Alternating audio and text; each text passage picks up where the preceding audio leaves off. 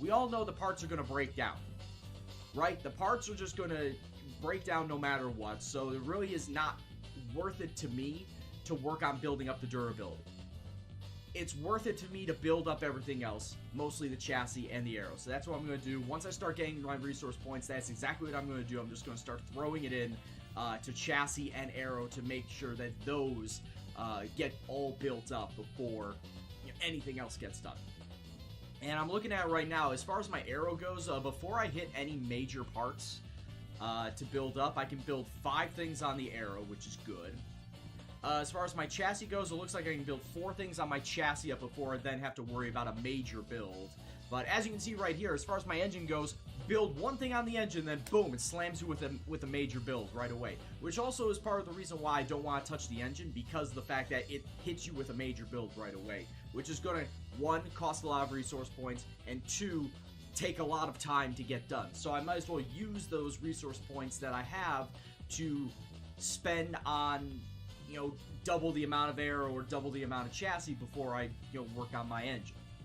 And like I said, the durability, yeah, we got plenty of things we can work on durability-wise, but if the parts are going to break down, and we know the parts are going to break down, and it's not like that, if the part didn't fail versus if it did, would matter in points, because at this point in time, we're not worried about points, not going to worry about durability. So, nothing really new on the F1 front as far as the game goes, but of course this Sunday is going to be the newest Grand Prix, the Eiffel Grand Prix, taking place at the Nürburgring.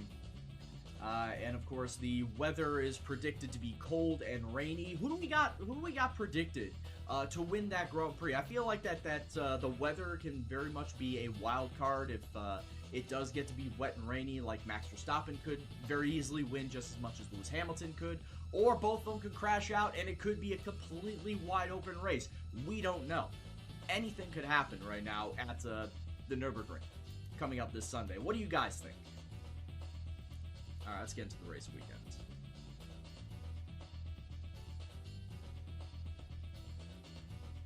But I have not done anything to this car. It's, it's just continuously being built out, and I know that these early days, this first season and a half, I would say at most these first 2 seasons are going to be a learning curve, like a very steep learning curve for my car. We're going to be back markers. We're going to be near the end of the field. We're going to be bottom 5 for a good way. And I'm okay with that. I understand the whole point of this challenge. It's all about building the car up, getting better, and then once we build that car up, it's going to make all the difference. Because that's what it is in real life, too. It's here, if I can even go into the R&D tree, it's like this in real life. It really is. That they have a Mercedes engine. Williams does. They have a Mercedes engine. Yeah, they have the best goddamn engine. Why aren't they going fast? Well, it all comes down to the rest of the car. It comes down to the chassis ain't good. It's too heavy. It's not aerodynamically sound. And producing a lot of drag. That's kind of the reason why Williams is not all that good, even though they have the best engine on the grid. Or at the very least, they have the best engine made from the best engine makers on the grid. But, let's get into messages, anything we need to worry about. Thankfully, no rain. No rain for Vietnam. Fortunately, knock on wood, I have not had a single session where there was rain in the actual race at Vietnam. And I'm glad that we're continuing on with that. We're not going to have any rain. All I gotta care about is, will the car last? Will the car make it all the way through the actual race sessions?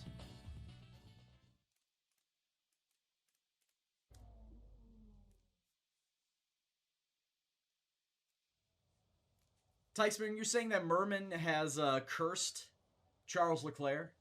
That he won't do well? I don't know. I think he might do well. He might do okay, but as far as getting results, I don't know if he'll get on the podium. It all comes down to what everyone else does around. We're going to be logging some extra data during this session. Nothing you need to worry about, but as we have some new parts, we'll just confirm they're performing to spec.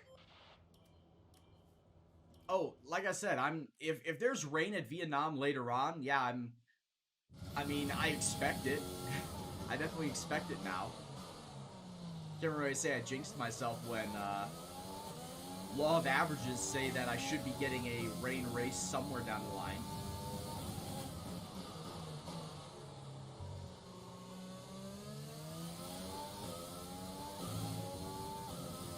Oh, it's also the first time I'm doing Vietnam with my new wheel.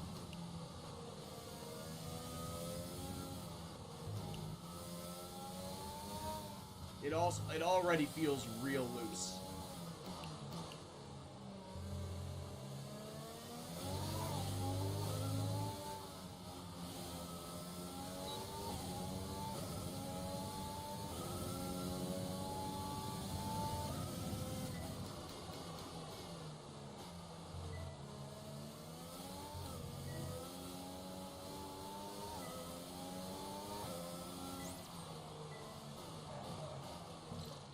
All right, flash it back. Am I not liking the wheel setup in cockpit? No, this is not really a good wheel. It's not really a good wheel and HUD setup. Like every other every other car has the HUD on the wheel and it is right up in your face and it is very large. This is it's a very unfortunate setup with the way they did it where the HUD is stationary and it gets cut off when you're turning the wheel and is also very small in comparison. It's not really a good it's not a good HUD wheel setup. It really isn't.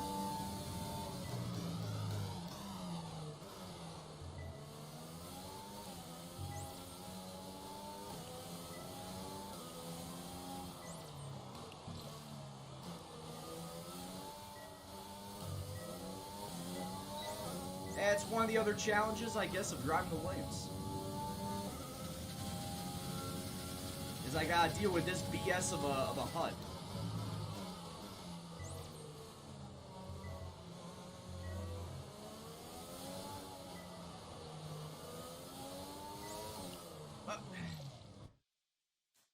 Pretty sure I didn't over rotate, but okay.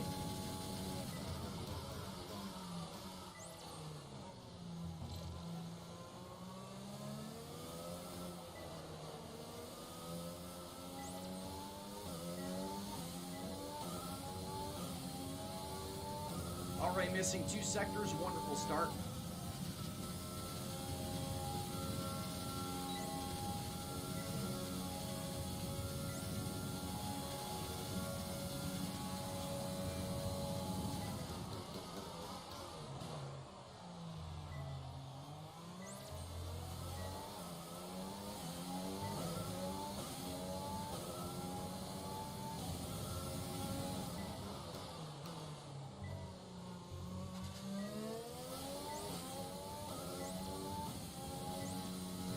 Oh my god. Why is this wheel still under rotating? I gotta ask, why is this wheel under rotating?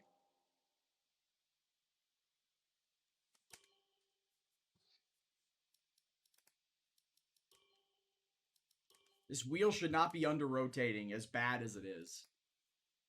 Yeah, saturation, it should be 100. Unless I need to drop it down. Like, I'll drop it to 85. Maybe if I drop the saturation, it won't under rotate. Because as it stands right now, steering saturation of 100 is basically a 1-to-1. If I'm turning my wheel, that is exactly how the wheel should be turning in the actual game. The lower the saturation, the less of a radius it needs to be. The rest of the radius it needs to turn to actually make that turn in the corner. So maybe I have to drop the steering saturation.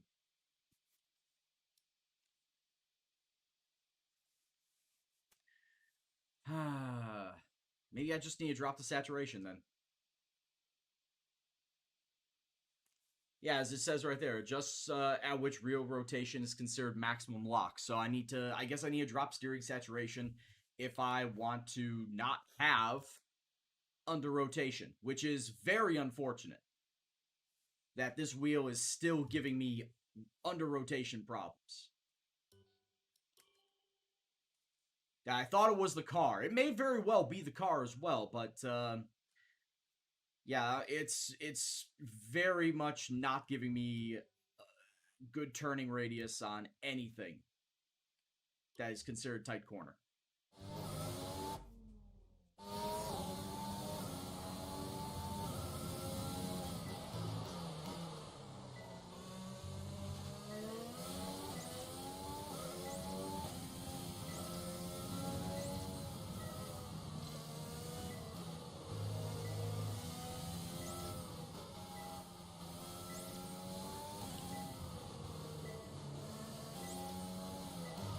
Wow, this is very frustrating.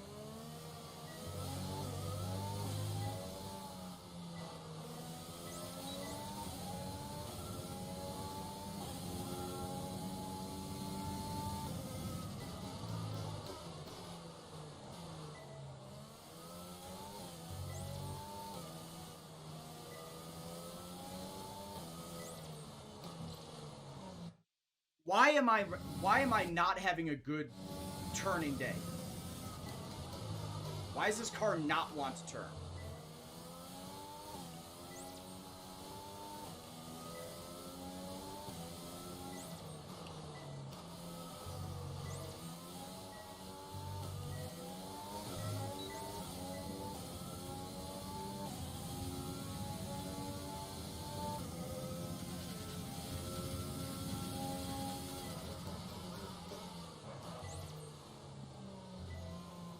Turn!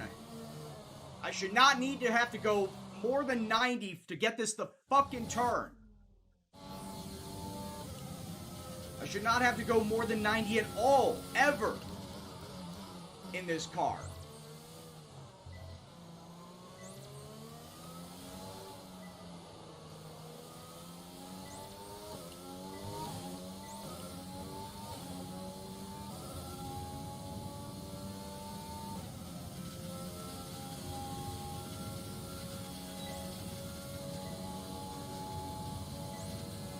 That's my thought too, Hensel.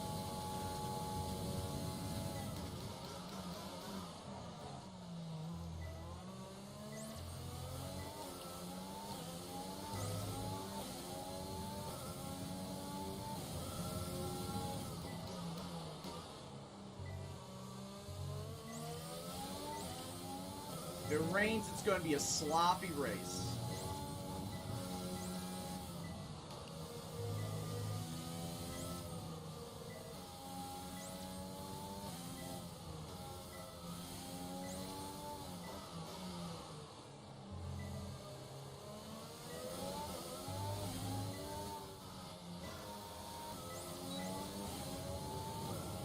I think I downshifted too early, too, but I was able to get purple. I was able to get purple out of it, at least. Alright. Next one. But yeah, when was the last time? I did not check this, but when was the last time that the Nürburgring actually was used as part of the F1 calendar? Was it like, what was it, like 4 or 5 years ago?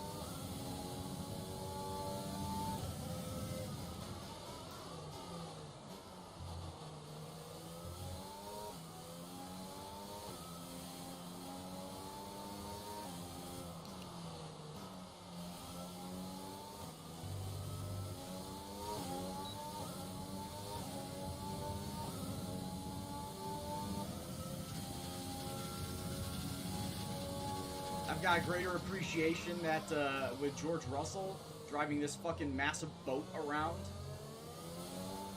Yeah, forget the FOM default cars. This car drives like a fucking boat.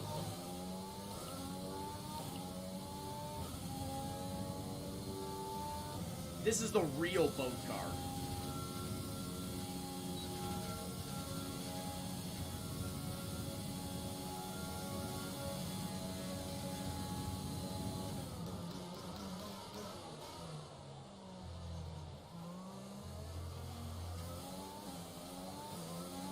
that's straight out of 2010.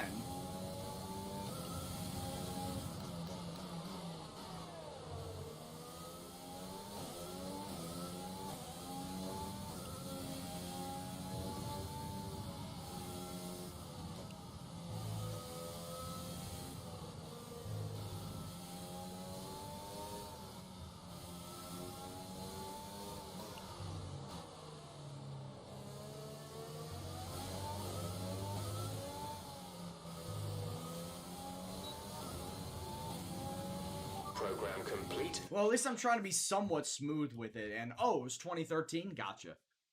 2013 was the last time. Maybe if I sit like this. So 2013 was the last time, gotcha, that the Nürburgring was on the official F1 calendar.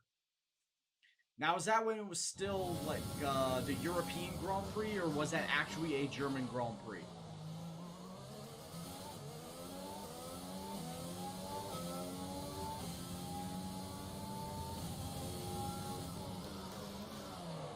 Oh, shit! How the hell was I getting that far into it? How the hell did I not brake?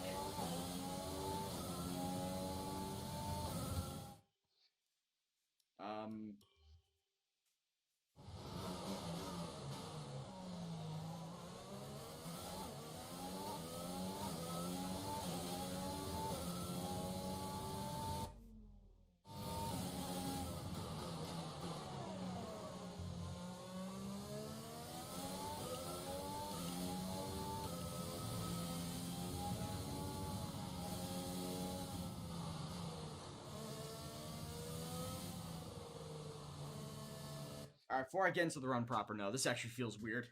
As much as I want to have a chair that, you know, leans back, with how I'm pressing against the pedals, I'm actively pushing my wheel out of the designated grooves that I have on my plastic mat. So, that just cannot work. I mean, I could always remove this so I can have this on the carpet and make damn sure that the wheels don't move, but I don't want to mess up the carpet like that. So, let's, do that.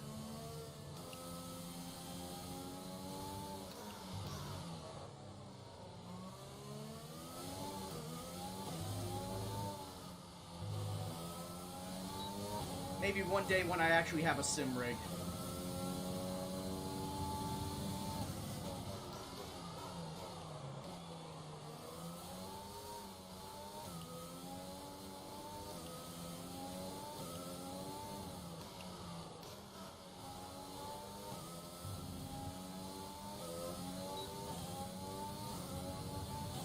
One day when I have a sim rig.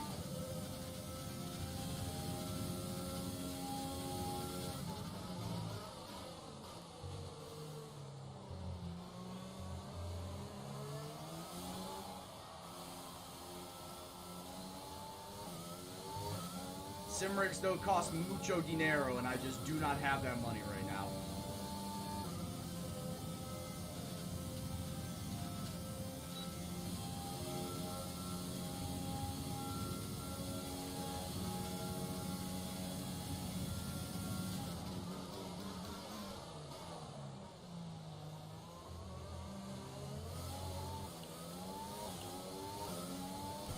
Thought I was braking hard enough.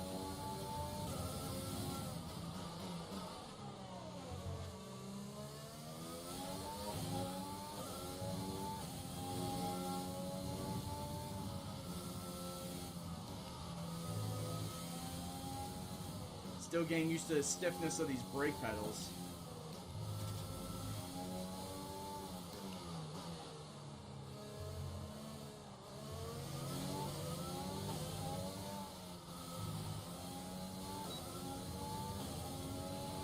Okay. Alright. Good to go.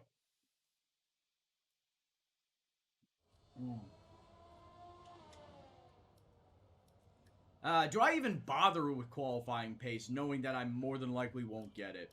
Nah, I think I won't do it. I'll just go right to race strategy and then move ahead. Yeah, I should probably turn my phone off. I'm getting noise from it.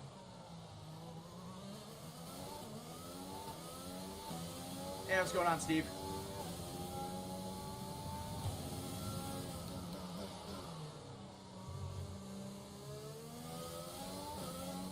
So we'll just run 5 laps of the racing strategy. I don't know how much of a strategy I'll actually need, you know, being that I'll be running bottom 5 most of the race.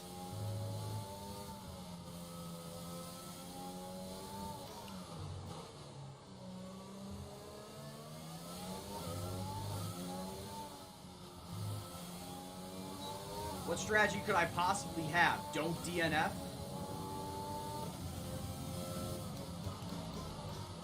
Of course, that's always a good strategy, is don't wreck the car.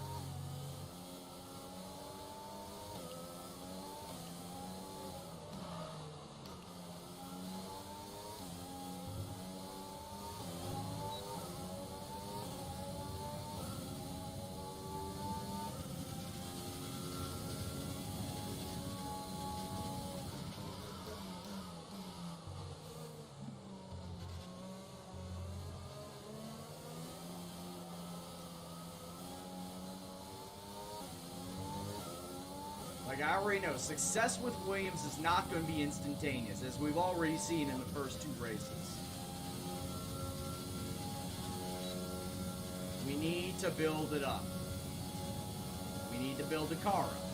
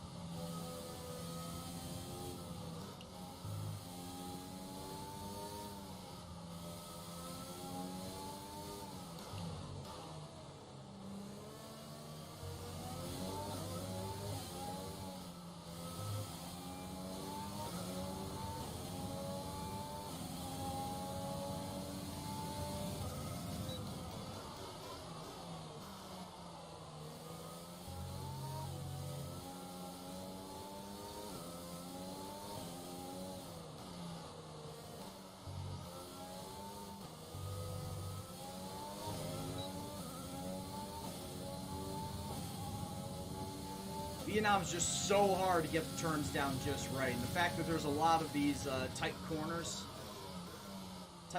and hairpins, it's just doubly impossible.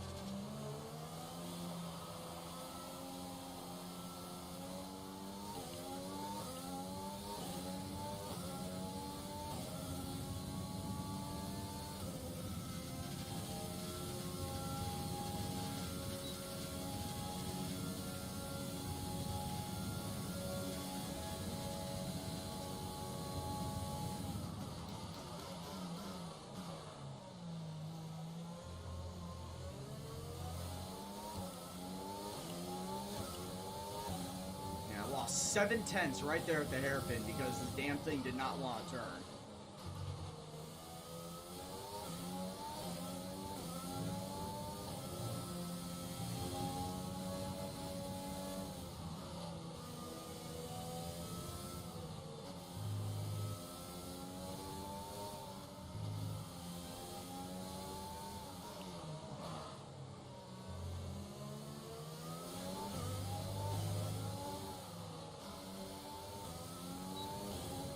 Yeah, I don't really particularly like Vietnam either.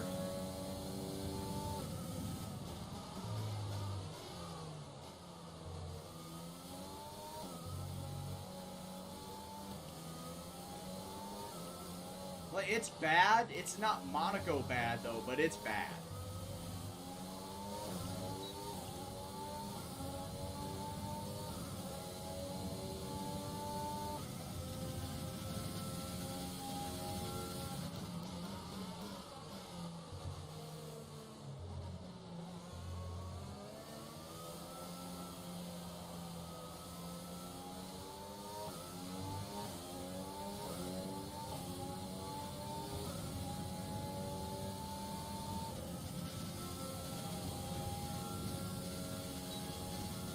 That just means you've gotten a lot of exposure to it, Tykesman, that's all.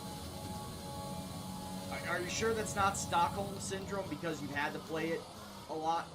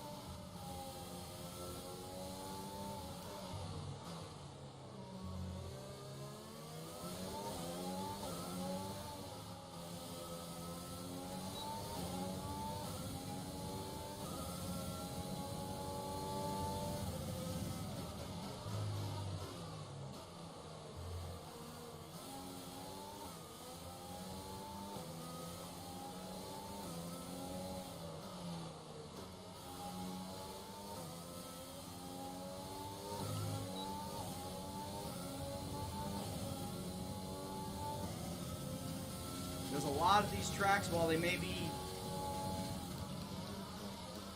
sort of familiar, doesn't mean that I'll like them.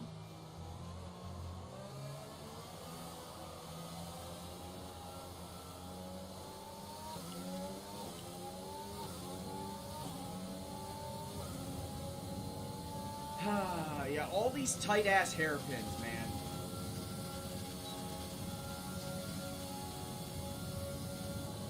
I can't get used to them. I can't force myself to like them.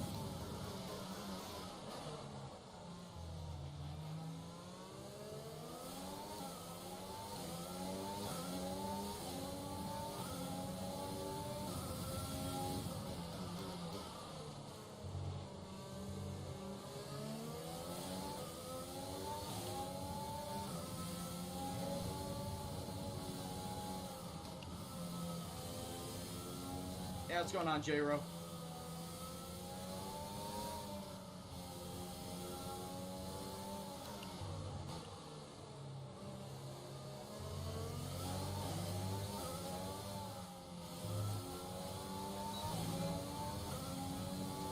Getting so damn close to the wall there.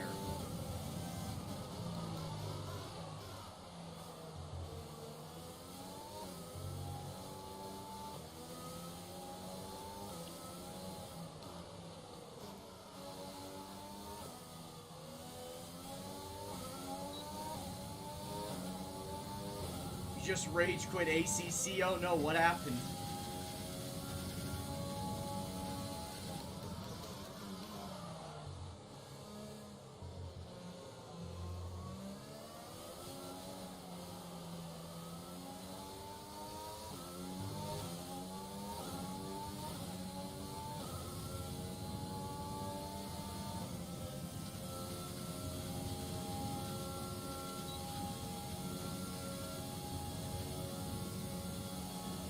Oh no.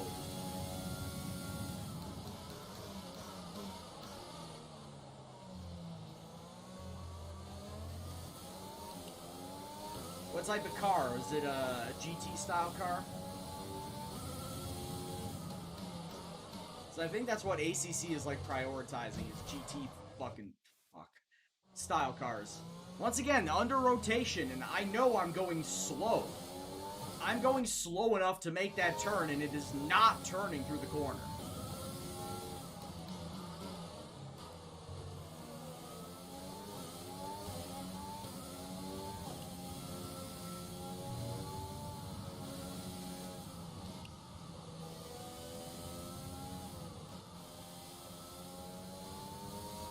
Under rotation of this car is just fucking balls, man.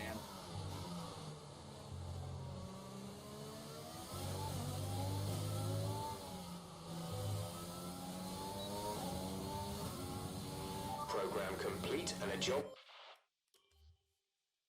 Fucking hell, man. I don't know if I'm gonna go. I don't know if I'm gonna get through all this fucking career. I'm starting to have doubts about this. I really am.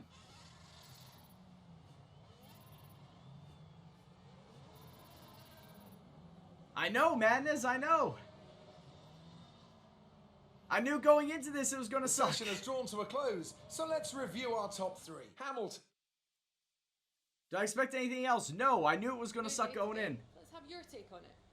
But holy shit, my expectations were low, but fuck. How are going to go for you? How are things going to go for me? I don't know.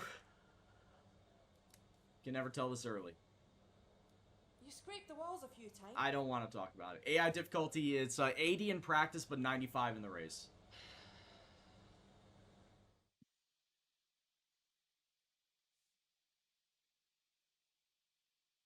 Reason why it's 80 in practice, and this goes back to when I was doing my career mode, my team career, it's so that I can actually get the time deltas in practice, because if I tried to do 95 in practice, even with the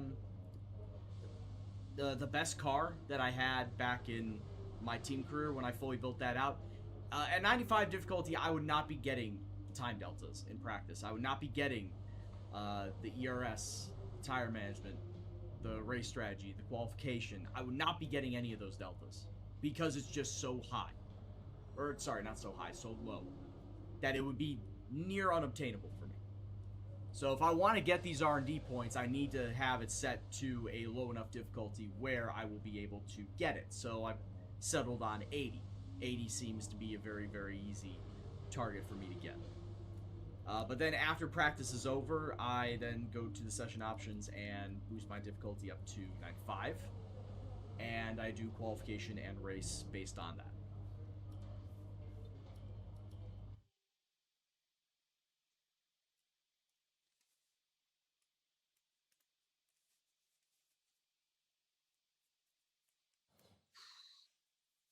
Alright, I got a decent amount of resource points.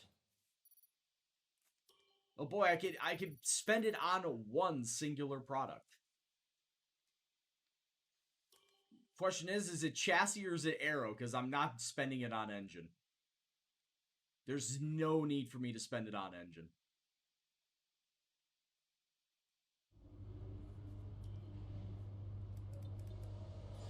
Alright, so we got for chassis here. It's weight redistribution for the energy cells, and for aero, it's better front downforce. Yeah, Madness, I'm going to be spending all my time on aero and chassis completely, because as you take a look at the bar graphs, yeah, my powertrain is fine. Madness, thank you very much for the follow as well. My powertrain is fine, and I only spent, one thing on it and I'm done. But at this point in time, I want to build up my aero and my chassis because they have a good amount that I could get to before I hit the roadblock of the major upgrades. See, unfortunately for engine, I got a major upgrade right after the first one, so it's pretty much I don't want to touch it because it costs $10.50 for that major upgrade, so I don't want to touch that. But for aero and for chassis, I could get 5 upgrades before I even have to go into developing something with a major upgrade, which is going to take up more points and take up more time. And I'd rather at this stage in the game build up better aero and a better chassis, a lighter and stronger chassis, before even touching the engine. Because as we've seen in real life, what good is a fast engine when you can't really push it? when you have a car that is too bogged down and too drag heavy, you can't really do anything with it. So that's why I'm going to try and build up the chassis and the aero first to lighten the car and reduce the drag on it, which will get the most out of the engine. Because, I mean, we've got a Mercedes engine in this damn car. We've got a fast car.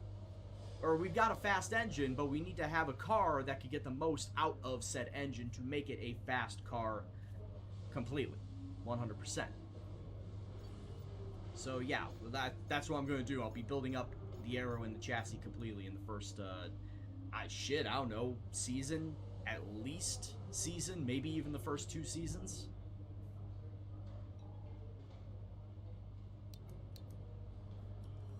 Yeah, the chassis and the aero are going to be like the major focus of this car for at the very least the first season, maybe even a good portion of the second season too, before I even start bothering with the engine.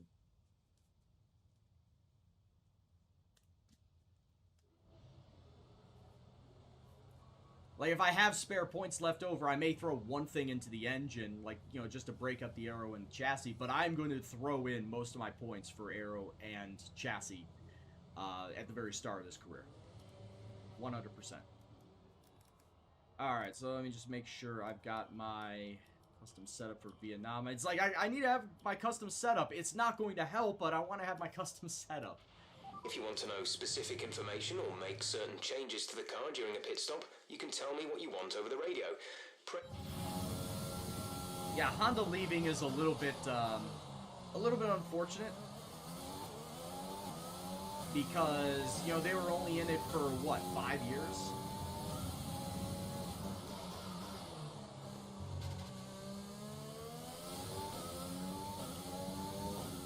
Four years, actually.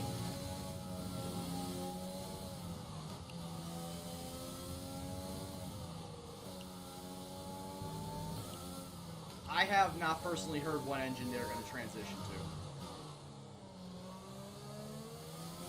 to. Somebody in the chat know?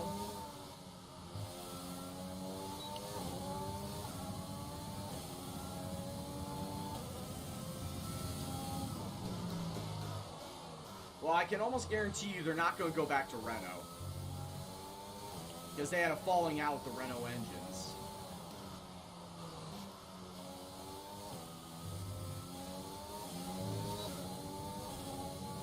They might be powered by Aston Martin.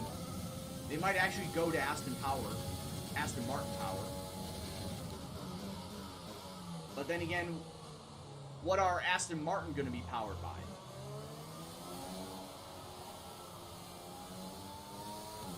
Will the Aston Martin team still be powered by Mercedes? If so, then I could see Red Bull choosing Mercedes engines.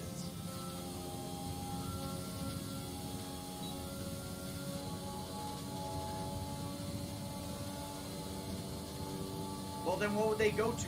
Ferrari? I don't think they choose Ferrari. And like I said, they've already had a falling out with Renault. They're not going to go back to Renault. So that leaves Mercedes as the only option.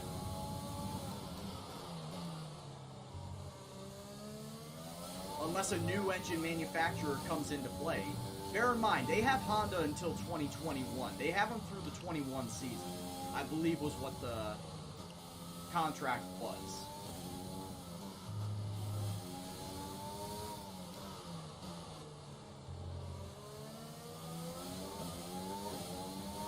So they just have to start looking for engine manufacturers after 2021. 2021 and on is what they should be looking for. Porsche? Do you think Porsche will get into F1? Do you think BMW could get back into F1? Just as an engine manufacturer.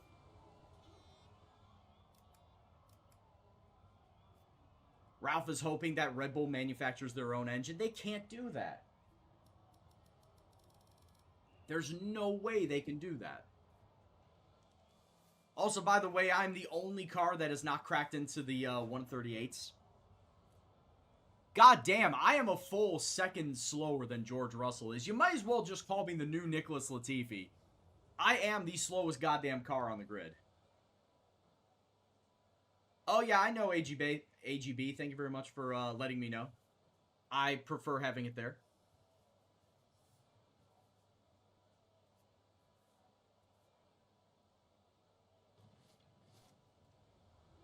Alright, let's go one more lap. Porsche saved up 1.5 billion euros for 3 years of engine supplies.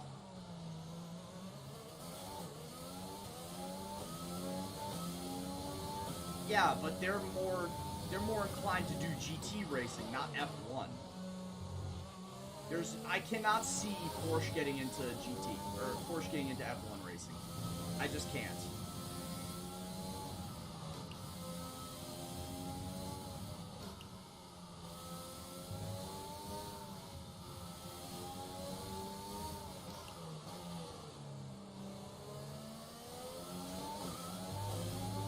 Well, in all honesty, then, that is news to me, because that is not something I've ever heard about.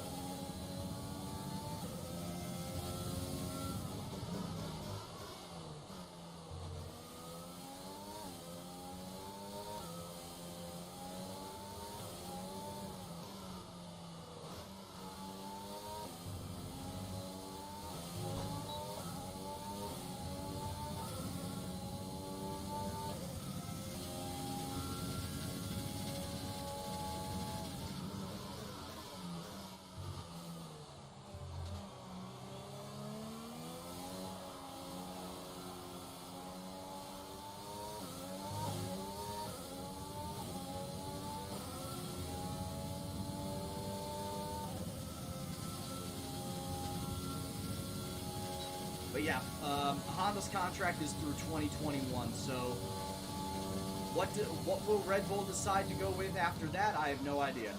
Completely on them.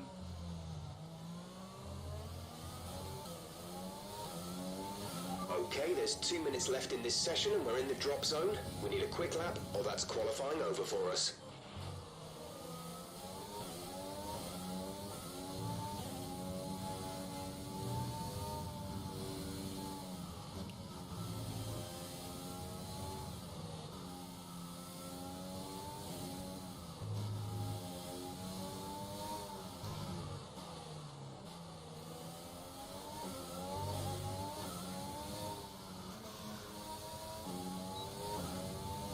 Jeff, it's gonna be over for me anyway. I'm not getting any faster.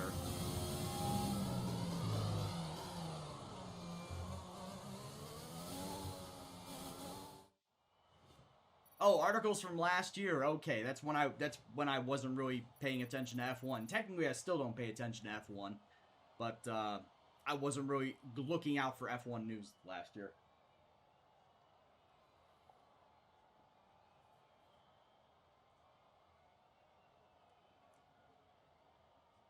So they're going to potentially go to Mercedes next year?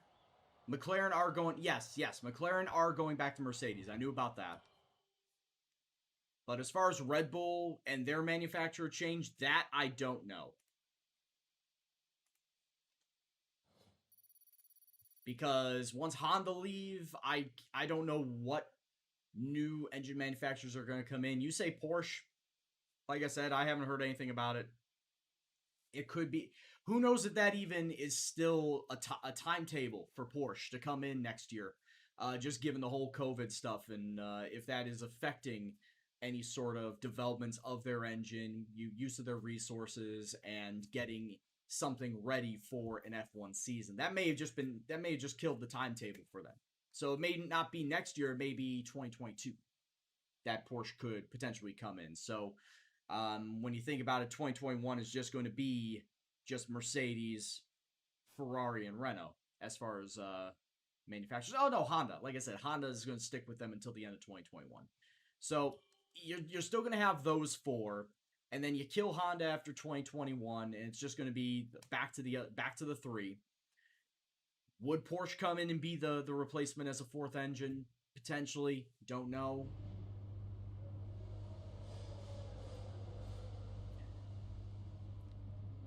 Verstappen might have an opt-out with with an engine change. I mean, where'd you hear that one, J-Ro? Where did you hear that?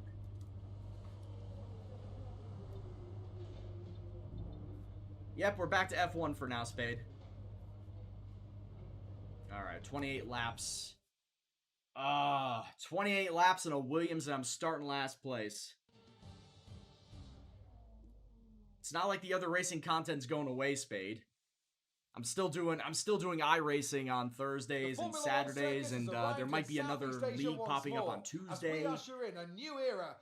Somewhere later down the line. 66. Thank you very much for the 3 months in a row there, Spade. Welcome back to the Gendo gang, and much appreciated for the support and dedication to the stream. Race circuit with the tight, close barriers of a street track that our drivers race on today.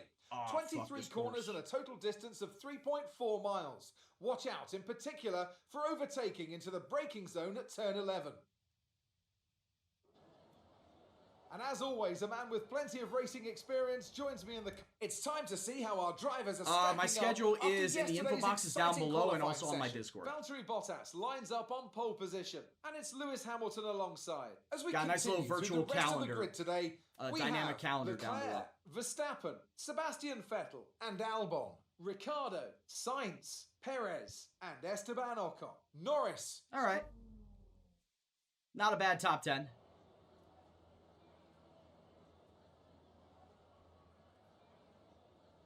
Yeah, I know, Spade. Who would have thought that the two teams that are undefeated in the Premier League are Everton and Aston Villa? The last two teams undefeated in the Premier League, Everton and Aston Villa. I mean, it would have been Everton and Liverpool had Aston Villa not gone and just whooped on Liverpool's ass. But you know what? I'll take it. Everton are bros in my book for doing that. And that just makes the Merseyside derby even more exciting, that Everton have the better record between the two teams for the first time in a long time. I cannot wait. I cannot wait until the 17th now. I will say this, though. That game starts 6:30 a.m. Chicago time. I gotta set my alarm to wake up and watch that derby. It's gonna suck, but it's gonna be one of the better derbies in ages. It's probably gonna be the best derby that I've seen since I started watching Everton back in 2010. And a good chance that Everton could pick up their first win against Liverpool in 10 years. Hey, I'm all for it. I will wake up at 6 o'clock just to watch that.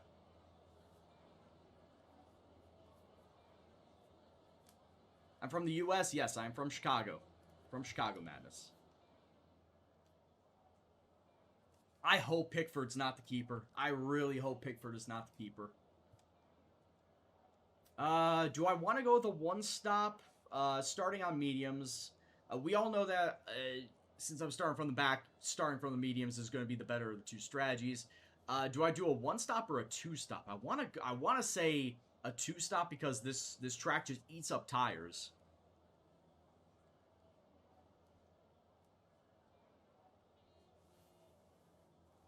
Yeah, Madness, where are you from? And, who's your favorite driver? What's your favorite track? What's your favorite Grand Prix to turn into?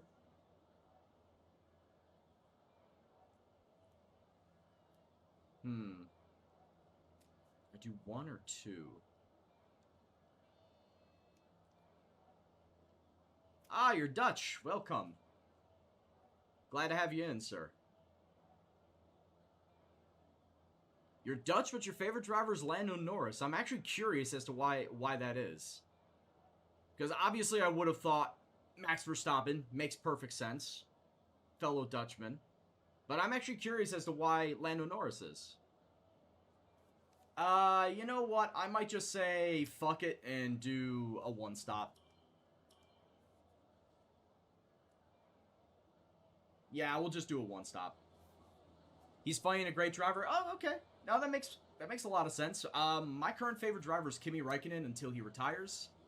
And when he retires, I am switching allegiances to Daniel Ricciardo because I watched the Drive to Survive Netflix series, and he just comes across as so affable, so likable, down-to-earth guy.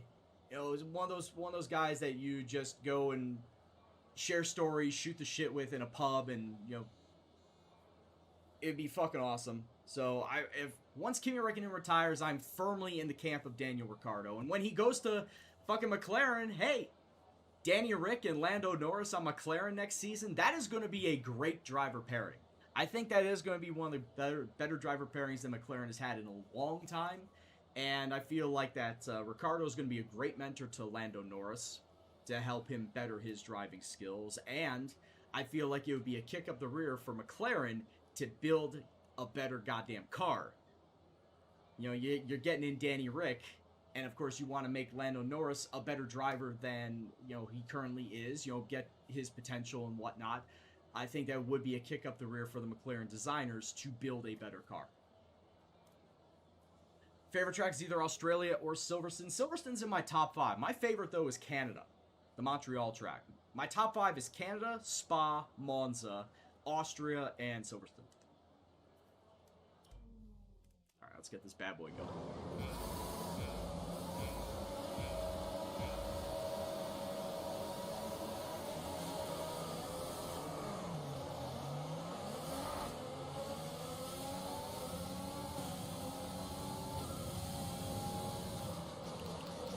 Oh, slow down, slow down. God damn it. I was jamming on the brakes. I was jamming on those brakes.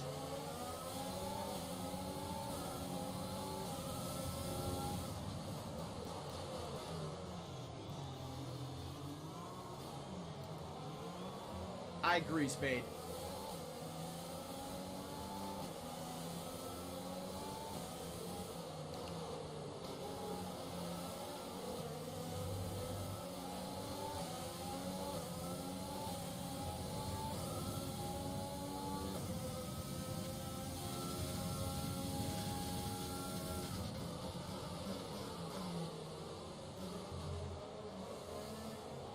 God damn, follow the leader.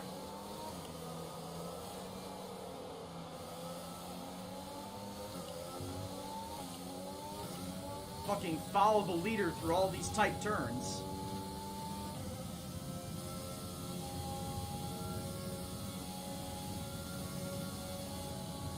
I'm also in a medium tires, so I'm not really going to be going all that fast.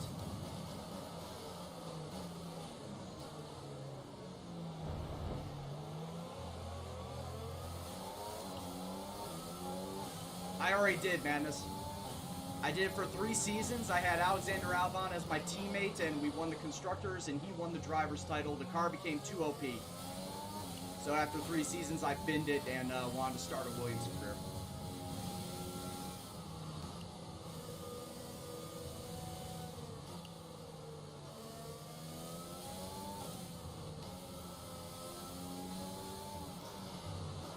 And if you want to check out the previous streams on it, I have them, of course, on Twitch, whatever is left, and then on my YouTube channel, Gendo66, where I'm keeping all of my story-based stuff.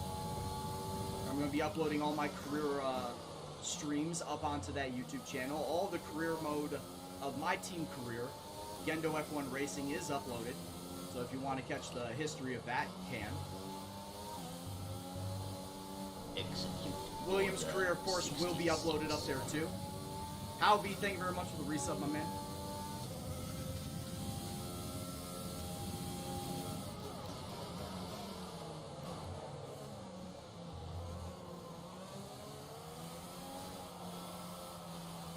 No, it's not new. I've been saying for months that I was going to shave my head. And now I finally committed to it, and I'm going to keep my head shaved.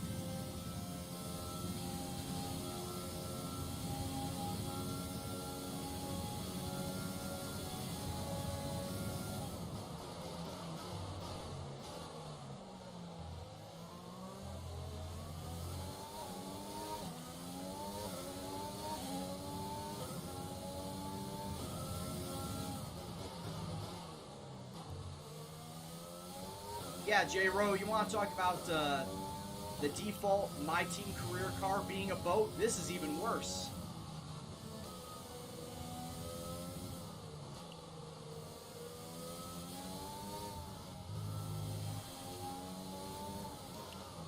I mean, I take back everything I said about the My Team career FOM car, about that being a boat. This is even worse. DRS will be enabled this lap. You can use it when within 1 second of the car ahead and in the DRS zone. Everything bad I said about the default FOM car in My Team career, I take it back. I take it all back. This is worse. This is legitimately worse.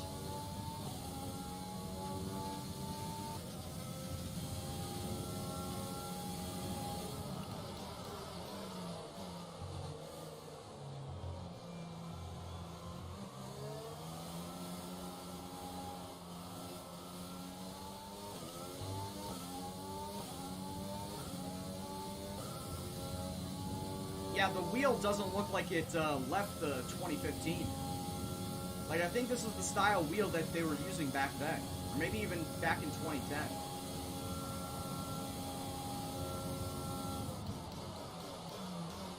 It's not a good car, it's not a good wheel, it's not a good HUD.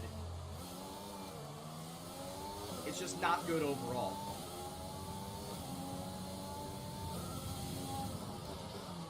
Well, cheers, Madness. Thanks for stopping by.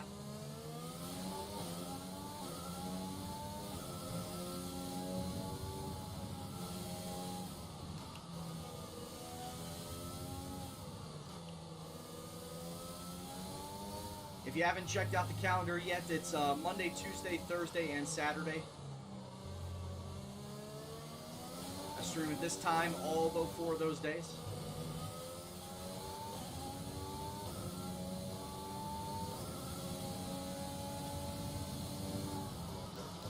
Yeah, George Russell obviously has driver talent, but then you take a look at the car that he's got to fucking do it in. Like, he deserves to get promoted up.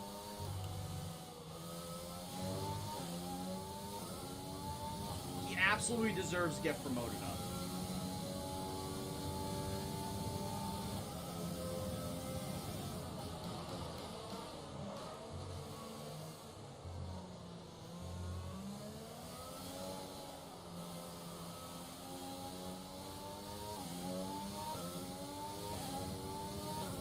Yeah, YT. There you go. And while I have those commands, they're all in my info boxes as well.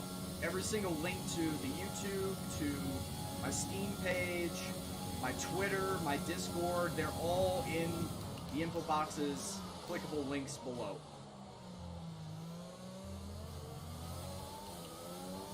If you are watching on desktop.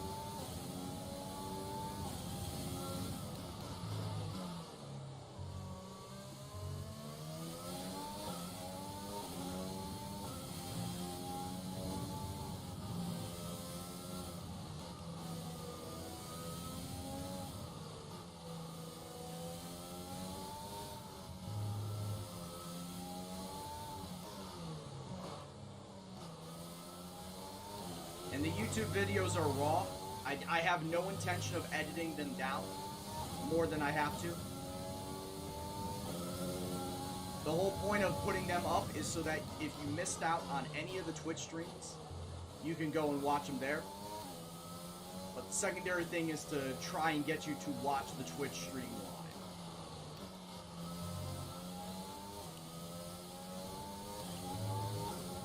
I used to do the YouTube thing back in 2016, 17, and 18 when I did Football Manager videos, and I really got burnt out of it.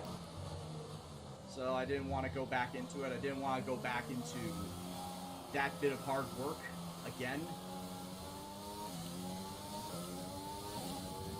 For fear of getting burnt out again. So that's why it is almost a straight one-to-one upload of the Twitch streams. Hey, what's going on, Duck?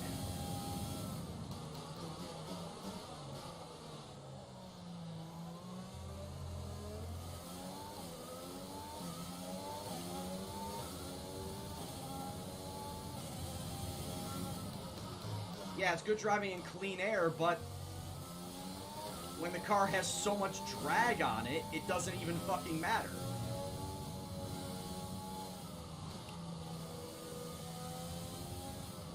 The Williams car is poorly designed.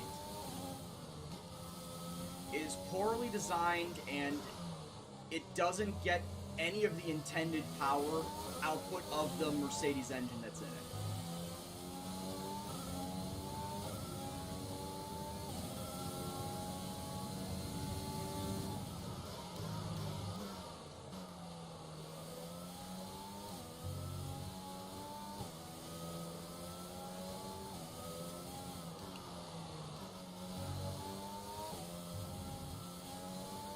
I'm hanging in there, Duck.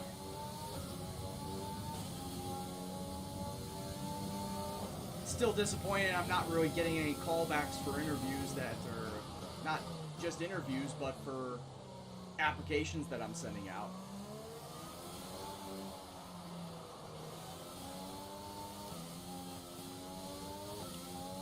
And this has been a thing for the last 6 fucking months. You know, the job that I had previously, I thought that for sure was going to be a long-term job.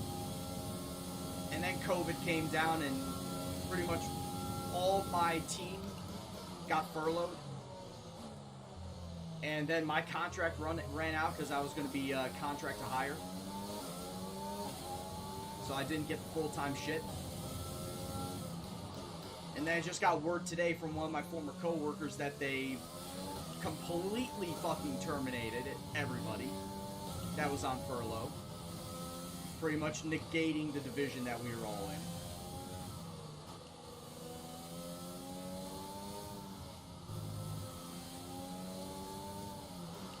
So it's not been good. It's not been good times. Though you don't need me to tell you that because you can clearly see it.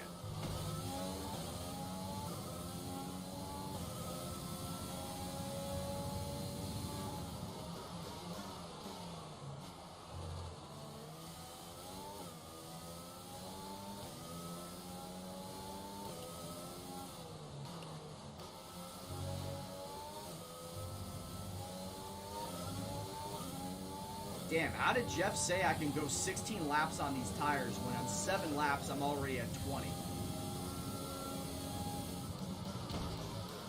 Fucking Christ, man.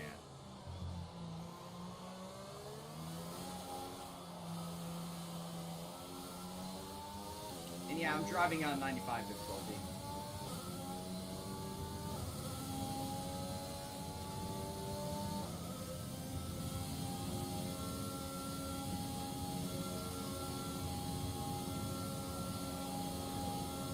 Yeah, you'd think with how shit the car is, it wouldn't wear down the tires as much.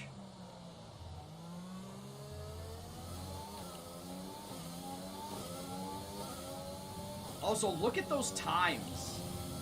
Like, myself and Russell, I'm 4 seconds back of Russell, but then I'm 11 seconds back of Grosjean, 15, 16 seconds back of the next few places.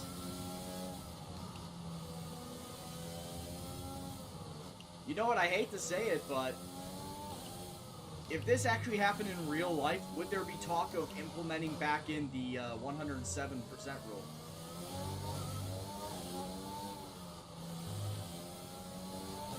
Like, I almost think that at this point in time, Latifi is kind of hitting. Mix 2, fuel to mix 2. Latifi is kind of hitting at that point where, you know, if he's not careful, he could be hitting the 100% rule. But that rule hasn't been in effect in years. Would they ever bring it back?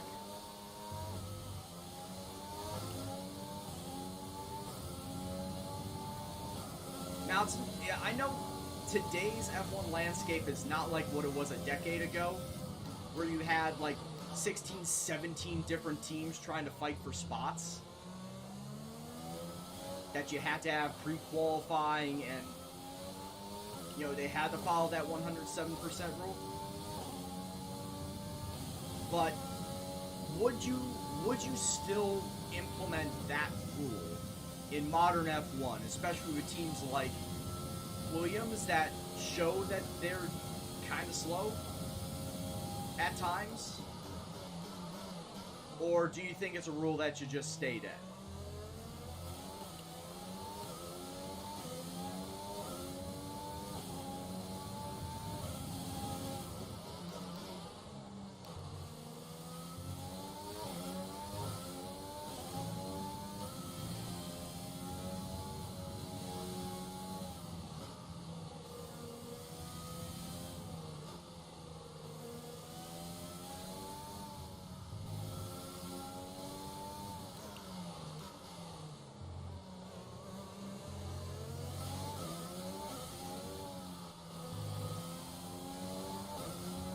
Good point, actually. Everyone's lapping, the Merc is lapping everyone at a crazy pace.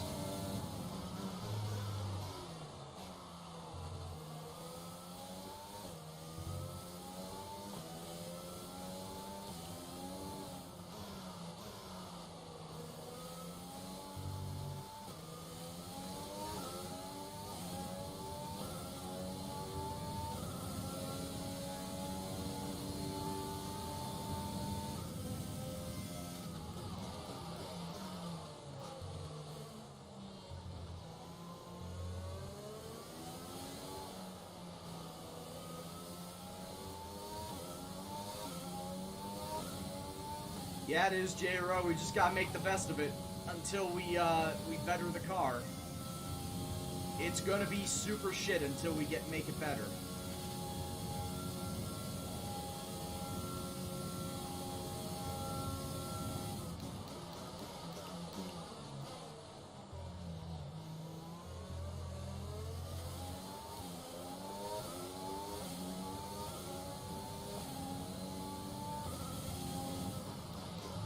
I don't understand the question, Tykesman.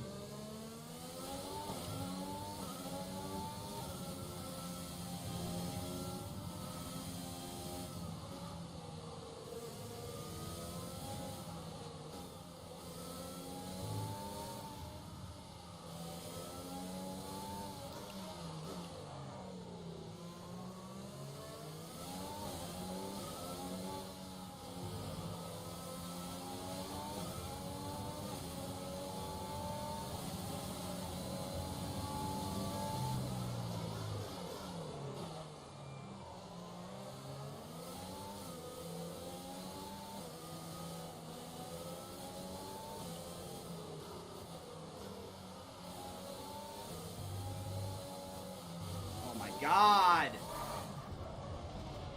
Are you okay? That was a nasty hit.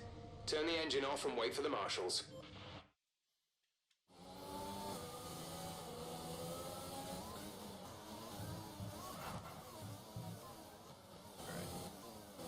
Alright, okay, that's when we're braking. Okay, we'll go here.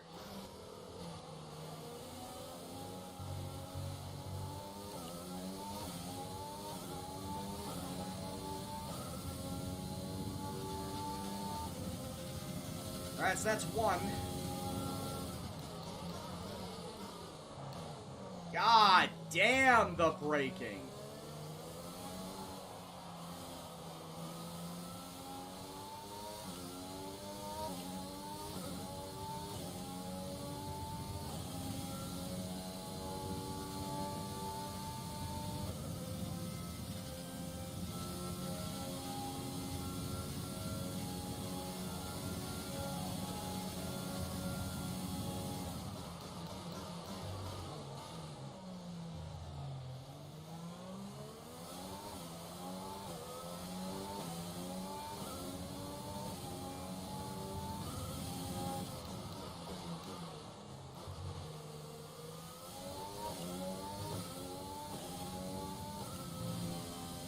Again, Tysman, I don't understand the question, because that's not how it is in the gameplay.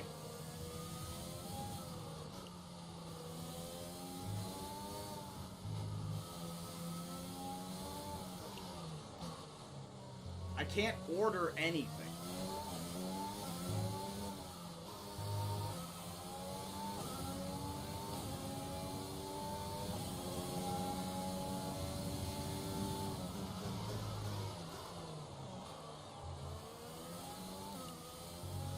And any engine upgrade that comes from Mercedes happens automatically.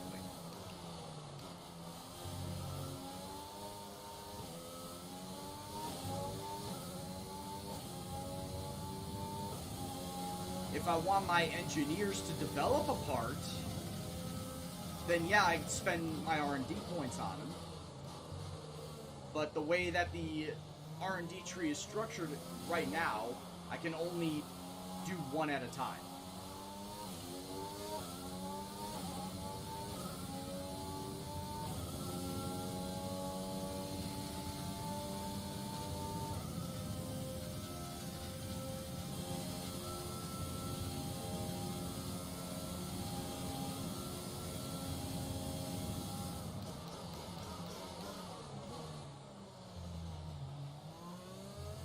Oh, you're talking about the actual engine, not the powertrain. Okay, my mistake. See, here's the thing. I've always interchanged engine and powertrain. And this is going back to when I was playing 2019. Like, to be fair, powertrain does equal engine. It kind of does. But in that sense, yeah, I see what you're talking about. Like, the individual stuff of MGU and the ICE and all that, yeah, that's why I got it now.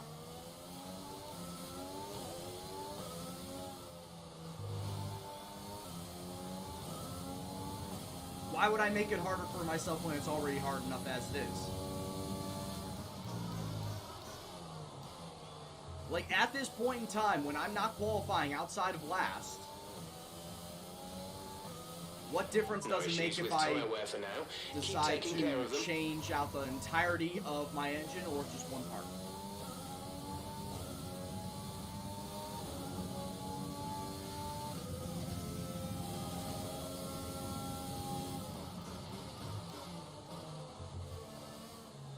Like, it's not making it harder when I'm already last as it is.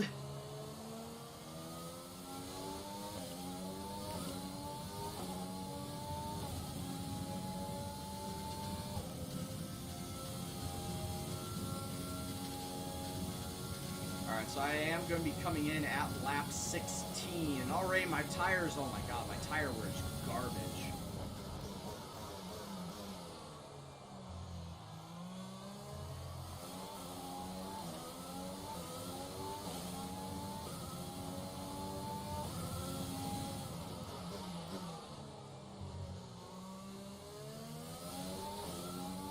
Also, we've yet to have a safety car. I'm actually kind of surprised. On a track like this?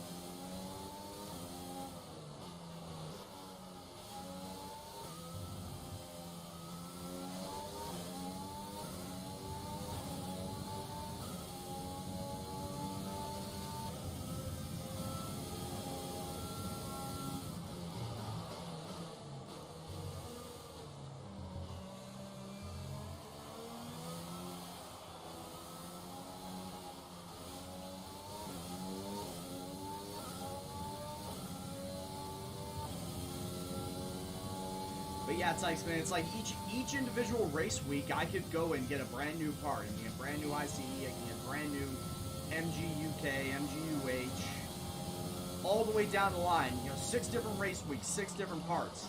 And it honestly wouldn't matter because, oh hey, I'm going to take a 10-place grid penalty. What's 10 places behind 20th?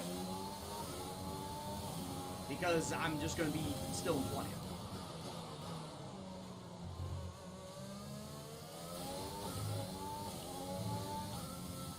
Later on, though, I don't know. I never really gave it much thought. Didn't really want to do something like that, personally.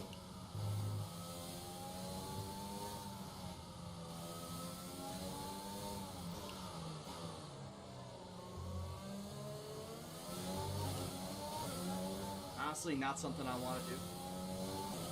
If I want to take it all at once, I'll take it all at once. You'll be on the softs.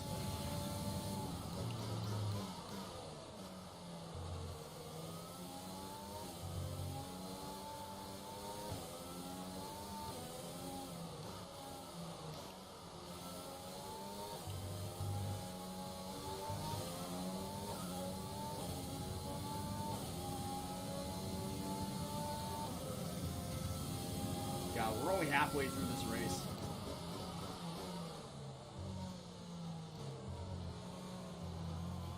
Turn, boyo!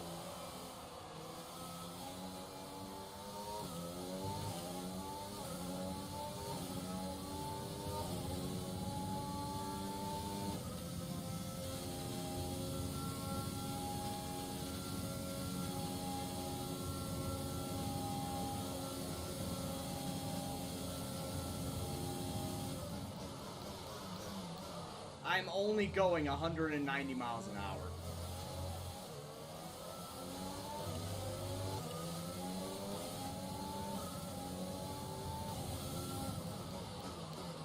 When Mercedes and Ferrari likely would be topping out at 200, 205 going down that stretch of road. Where I'm only topping out at 190. That is difference. That is difference in power. That is difference in body shape and aerodynamics. That's something that Williams just does not have, and I need to get on this car.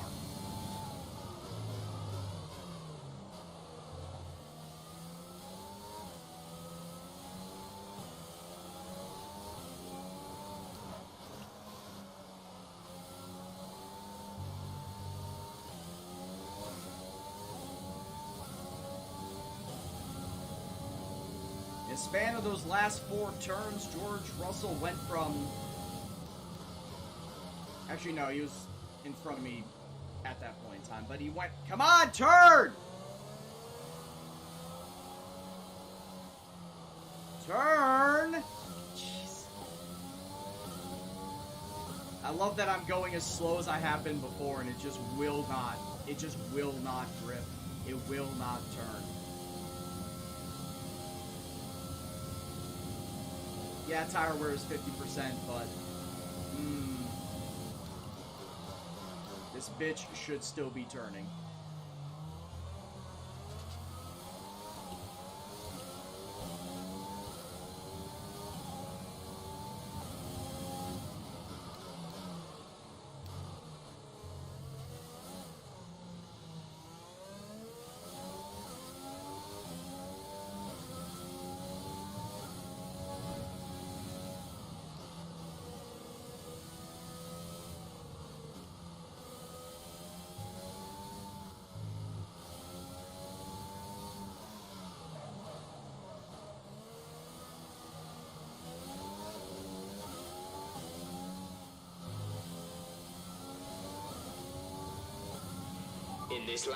In this lap, push now.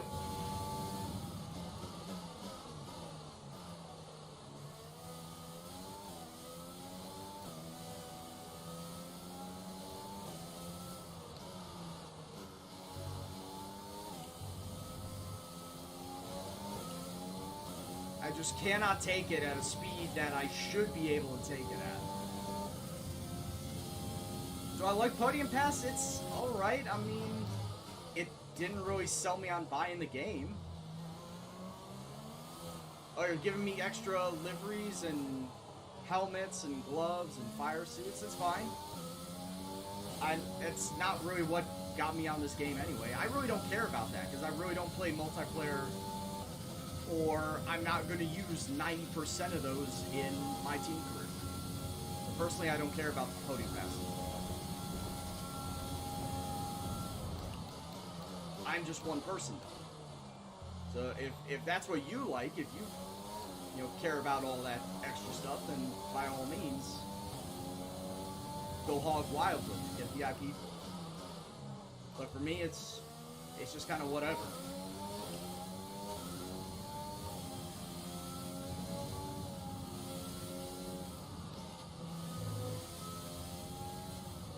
I don't know what news came out first for me on this game. I don't remember if it was the Podium Pass first or if it was the My Team Career. As My Team Career, like, I was jumping up and down for it. I was jumping up and down for joy because, oh, it's Motorsport Manager and you can actually drive the car.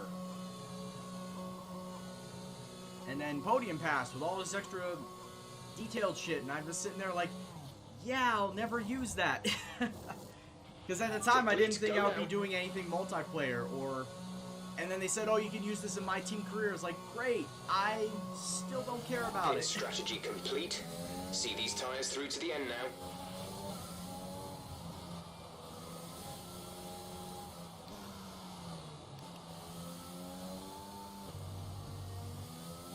Though after having seen some of the Podium Pass, like, liveries, I'm okay with the liveries. I really do not care. Do not give a single thought about the helmets, the fire suits, the gloves. Oh, especially the gloves.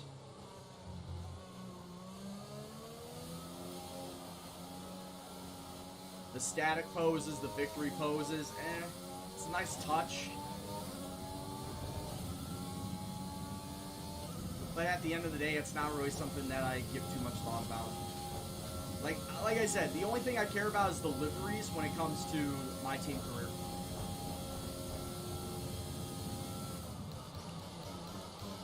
And trying to come up with a design, like special Monaco designs and all that.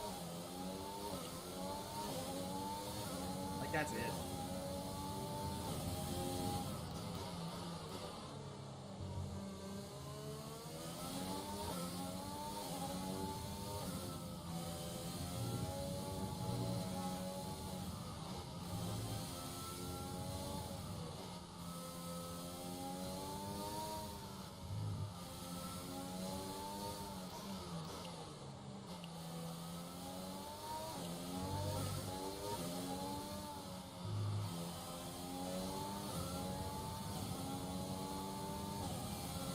Oh yeah, if you're talking about the challenges, you can get XP just by doing races. Like, you don't need to get the extra XP by doing the separate missions.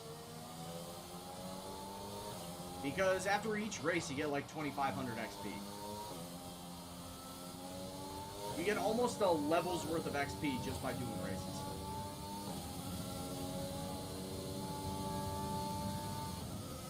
And I found that out really quickly, that it's like, oh, I don't need to do these dailies, or I don't need to do the VIP stuff. I just do races, and I get the XP like that, and I unlock all that shit like that. And then when it comes to the special series livery, once again, I was just kind of shrugging over it, because like I don't really care about it too much. Especially this series' special livery. It's a zebra pattern livery. If you like zebra pattern, go ahead. It's all for you. For me, I'm not really one to go after all those challenges just to get a zebra pattern. Oh, you're funny, Nivmore. You are really funny. It's because I'm driving a Williams, man. I just started a Williams career. This car is topping out at 190 miles an hour. It is that slow.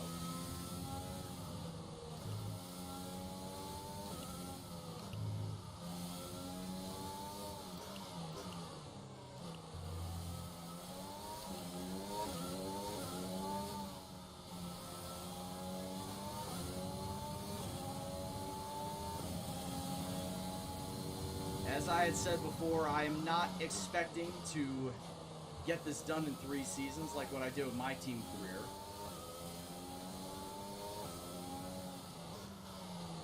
This one will legit take 5 seasons, bare minimum.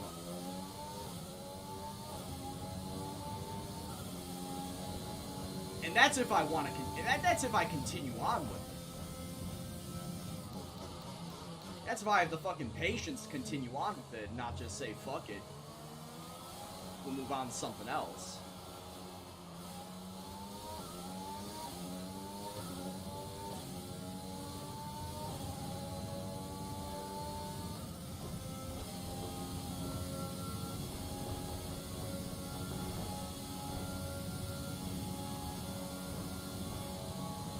Lance Stroll out of the session. I'm not going to be last again.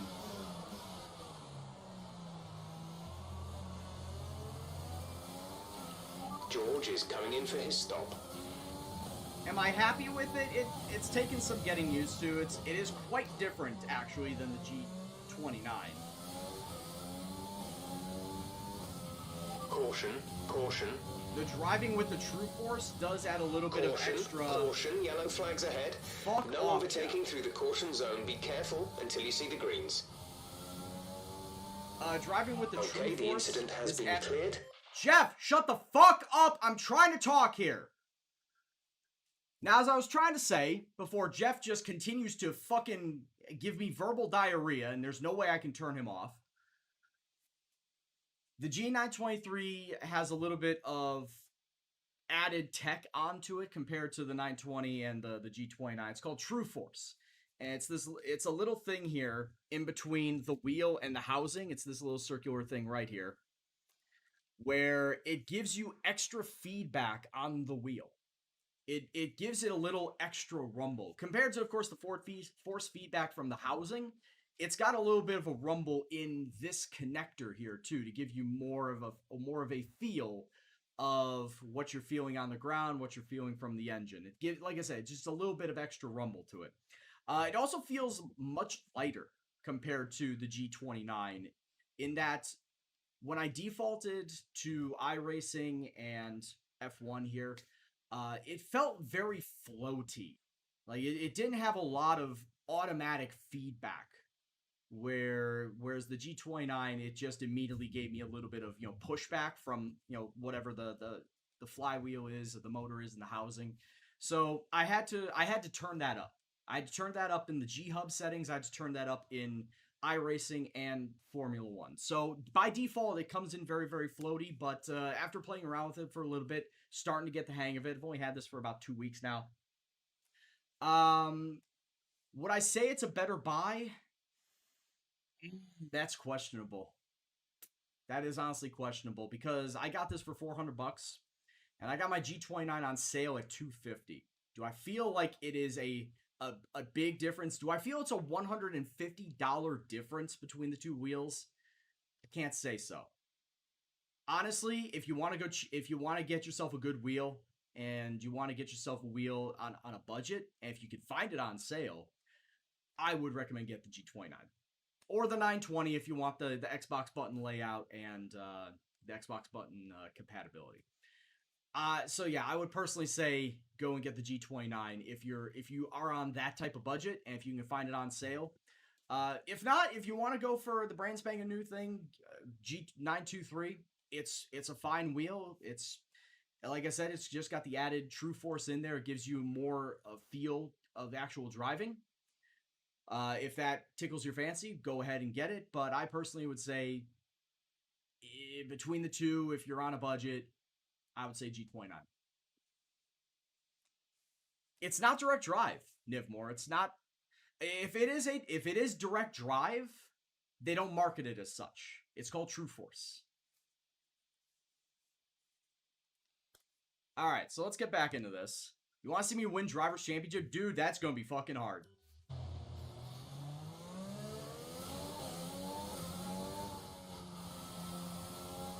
And you already know that's going to be hard. Like I said, it's going to take at least 5 years to make this car competitive.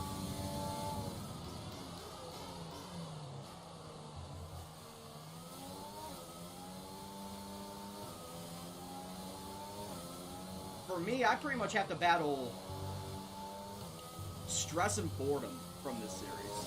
I think those are going to be the two factors down the stretch, is stress and boredom in driving this Williams career.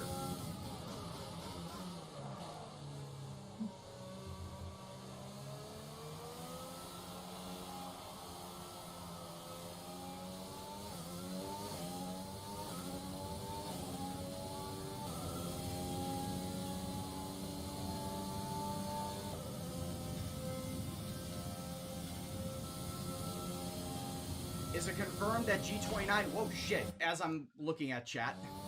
Is it confirmed it'll work on next gen? That I don't know.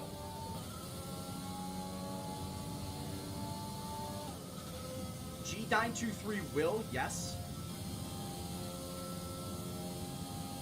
Oh, actually, as I'm about to get into the wall again, the G29 will not. It has PlayStation 3 and PlayStation 4 compatibility, and that's it. I'm pretty sure if PlayStation 5 has different controller, controller hardware, then I'm pretty sure the the G29 will not. That also being said, the G920 will more than likely not be available to be used on like a Series X. Since it can work for the 360 and it can work for the Xbox One, I'm pretty sure it will not be made available to work for the Series X or Series S, depending on what you get. So yeah, I think that if you're looking for a wheel that and you want to drive it on next gen PlayStation 5, then unfortunately you're going to have to just bite the bullet and get the 923. Because the G29 only works for PlayStation 3, PlayStation 4. Me, I don't have to worry about that because I only drive on PC. I don't have a PlayStation. Actually, the latest PlayStation I have is PlayStation 2. I've got an Xbox 360 and an Xbox One, but I don't use a wheel on either one of them. So I don't have to worry about that problem. If you have to worry about that problem, if you are planning to drive on a console and you are going to get the PlayStation 5, then unfortunately the 923 is going to be your only option. Because that is going to be made for next-gen consoles. The G29 is not. The 920 is not. You'd have to go with the 923 then.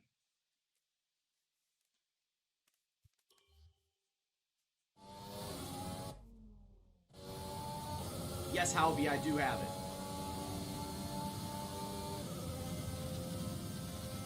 I do have the 923, Halby. I got it a couple weeks ago.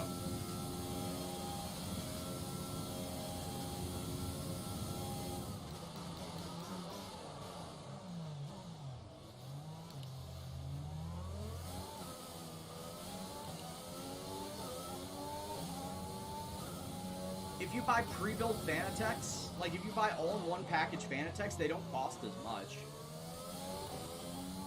If you buy everything separately, a la carte, and you build it yourself, then yes, it's going to cost you quite a bit of money. That's when you get up into the, like, $1,000 range as far as a wheel setup is going for.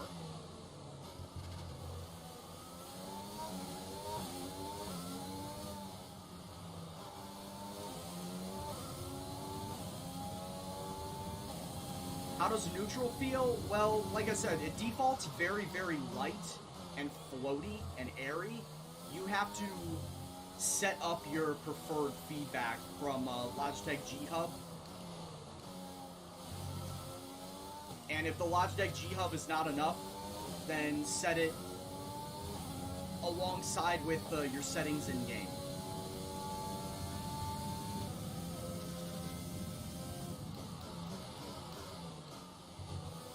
In fact, I would purposely say make it light on the G Hub and then turn it up in-game settings. Just so that if you're going to be doing any other driving games, it's not like cranked all the way to the max. That makes it unplayable if you're going to be driving like Project Cars or Assetto Corsa or anything like that. Set it light in the G Hub and then turn it up individually in each game.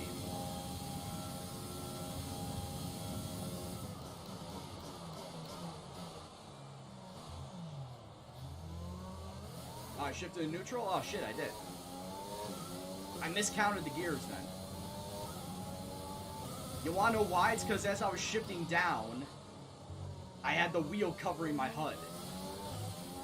And I miscounted the gear shifts.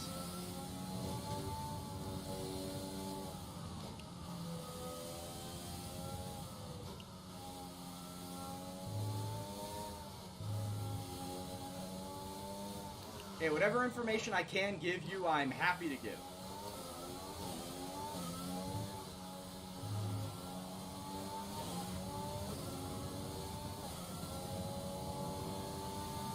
So as it stands right now, we are going to have a 17th and 18th, and looks like now it's going to be a 19th on our race finishing. Lewis Hamilton just crossed the start-finish line. I'm pretty sure I'm going to be lapped before the race is over.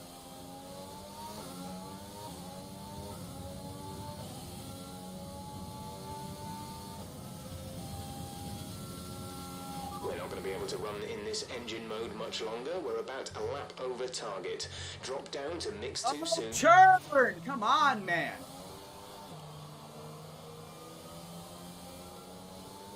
Holding on. Jesus H. Christ.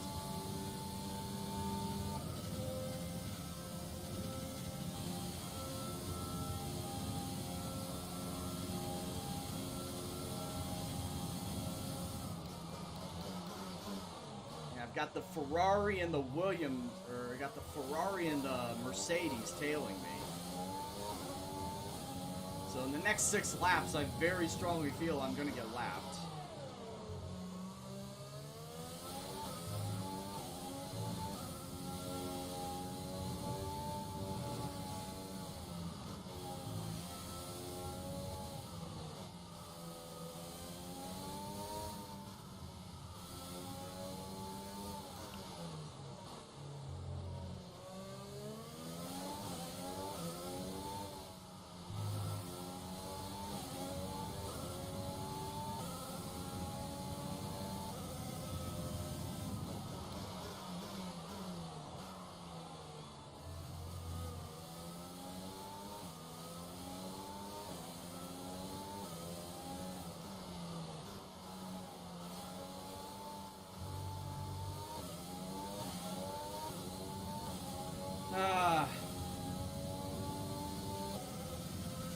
Well, it sucks, but I don't like this track to begin with.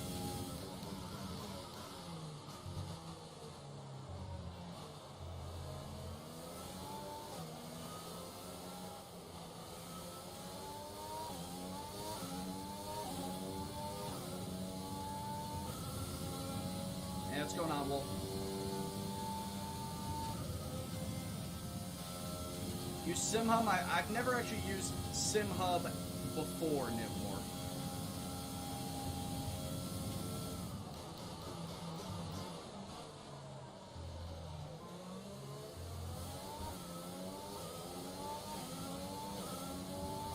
I now have the leaders right on my butt.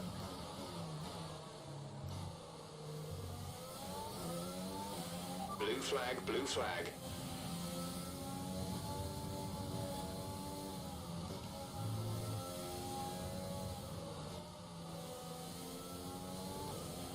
We have 5 laps of fuel remaining.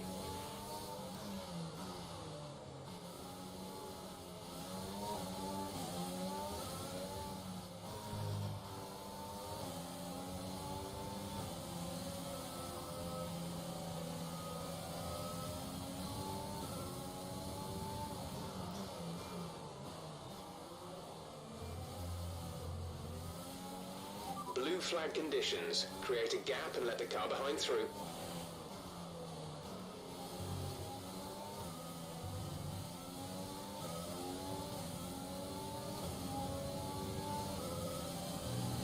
Yeah, I don't want to get myself a penalty or anything.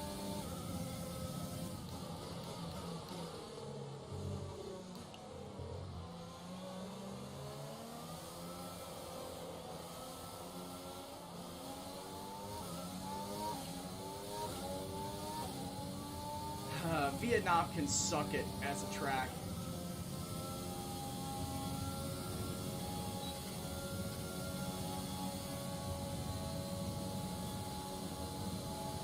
Hey, now I can hit 200 miles an hour. When I have my DRS and my overtake button. The one and only time that I can hit 200 miles an hour.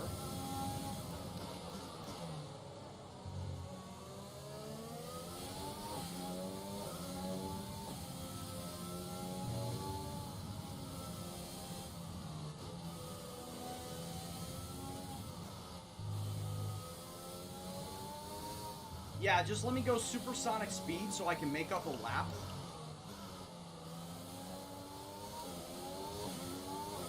To get right back into this position, and then I can fight for that podium.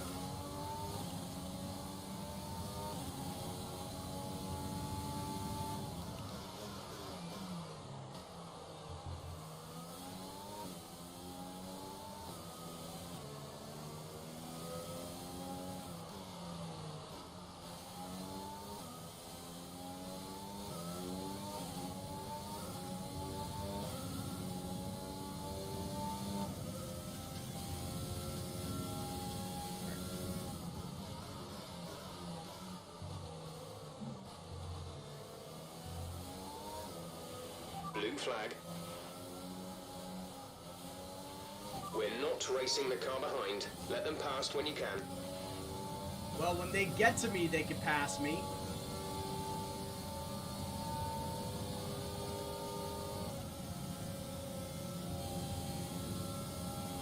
There's 3 laps of fuel remaining.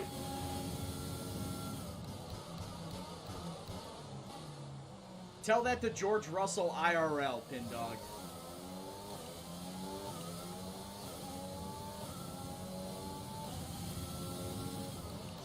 You just gotta believe.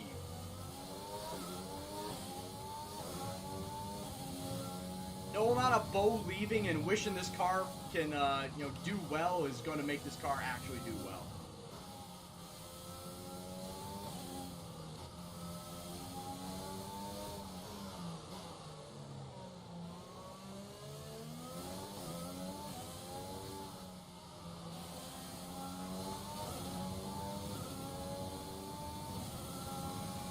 Yeah, honestly, who on the Williams design team thought this was a good idea?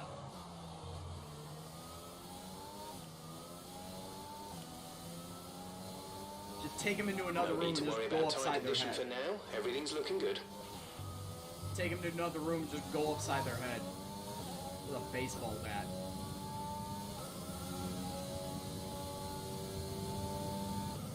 And we got 3 more laps until this track is put out of our misery.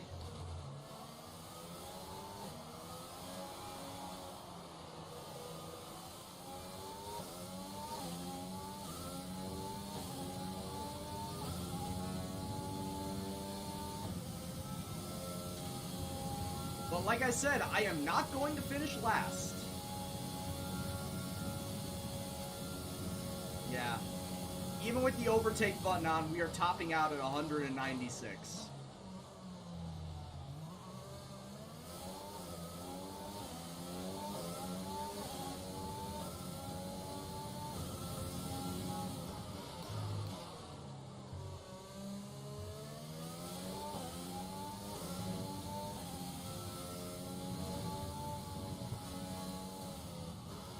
I see somebody I haven't seen in the chat in a long time.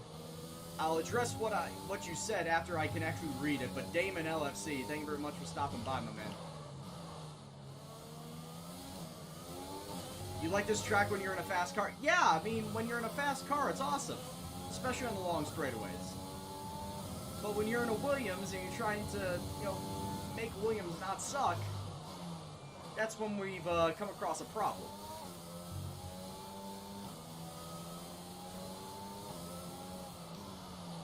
And I believe it was Tykesman yesterday saying, are we going to see 100% races in this save? No! Hell no, especially not at this stage. There's not going to be any single bit of 100% We've only got 2 racing. laps of fuel left.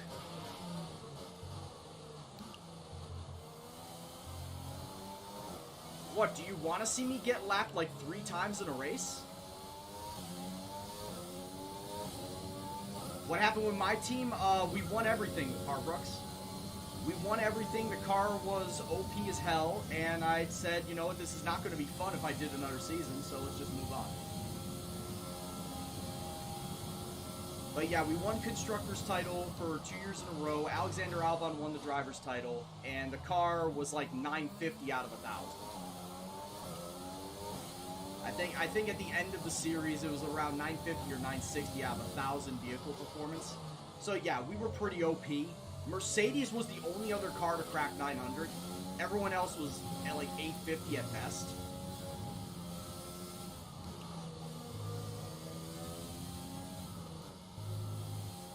So yeah, doing another season of that would just not have been fun. It would have been a fucking procession, a cakewalk. And I don't think you guys in the chat would have enjoyed it. Imagine being lapped 20 times in Austria in this car. Dude. Take care of the car on the way in. Alright, the car is not that slow. I mean, how bad were the Williams at Austria in the first place in real life? Were they like 2 laps down at the end of it? Yet another 2 laps, historic 3 laps win down under or their something? belts. Well done to the team at Mercedes. What's going on, Nikki? Tell me, Ant, how did they manage to achieve this win? Oh boy, I think a large Lewis part of the Hamilton. result comes down to Gotta temperament. win. They were able to keep their heads when everyone around them was Imagine losing my theirs, shock. and that's allowed them to get the best out of the car. And I can see the drivers starting I to did approach 3 the seasons, podium Ar. for the victory celebrations. A real team victory today. Everybody Hamilton played flanked their by part. the Ferrari Congratulations boys. then to Mercedes, your race winners today. So Hamilton wins, Vettel second, Leclerc third. Russell DNF'd and Latifi finished 11th. Well, yeah, that's right. Well, you got to remember, there were 2 Austria races. Of course, the first one, 9 cars got wrecked out. But what happened in the second race?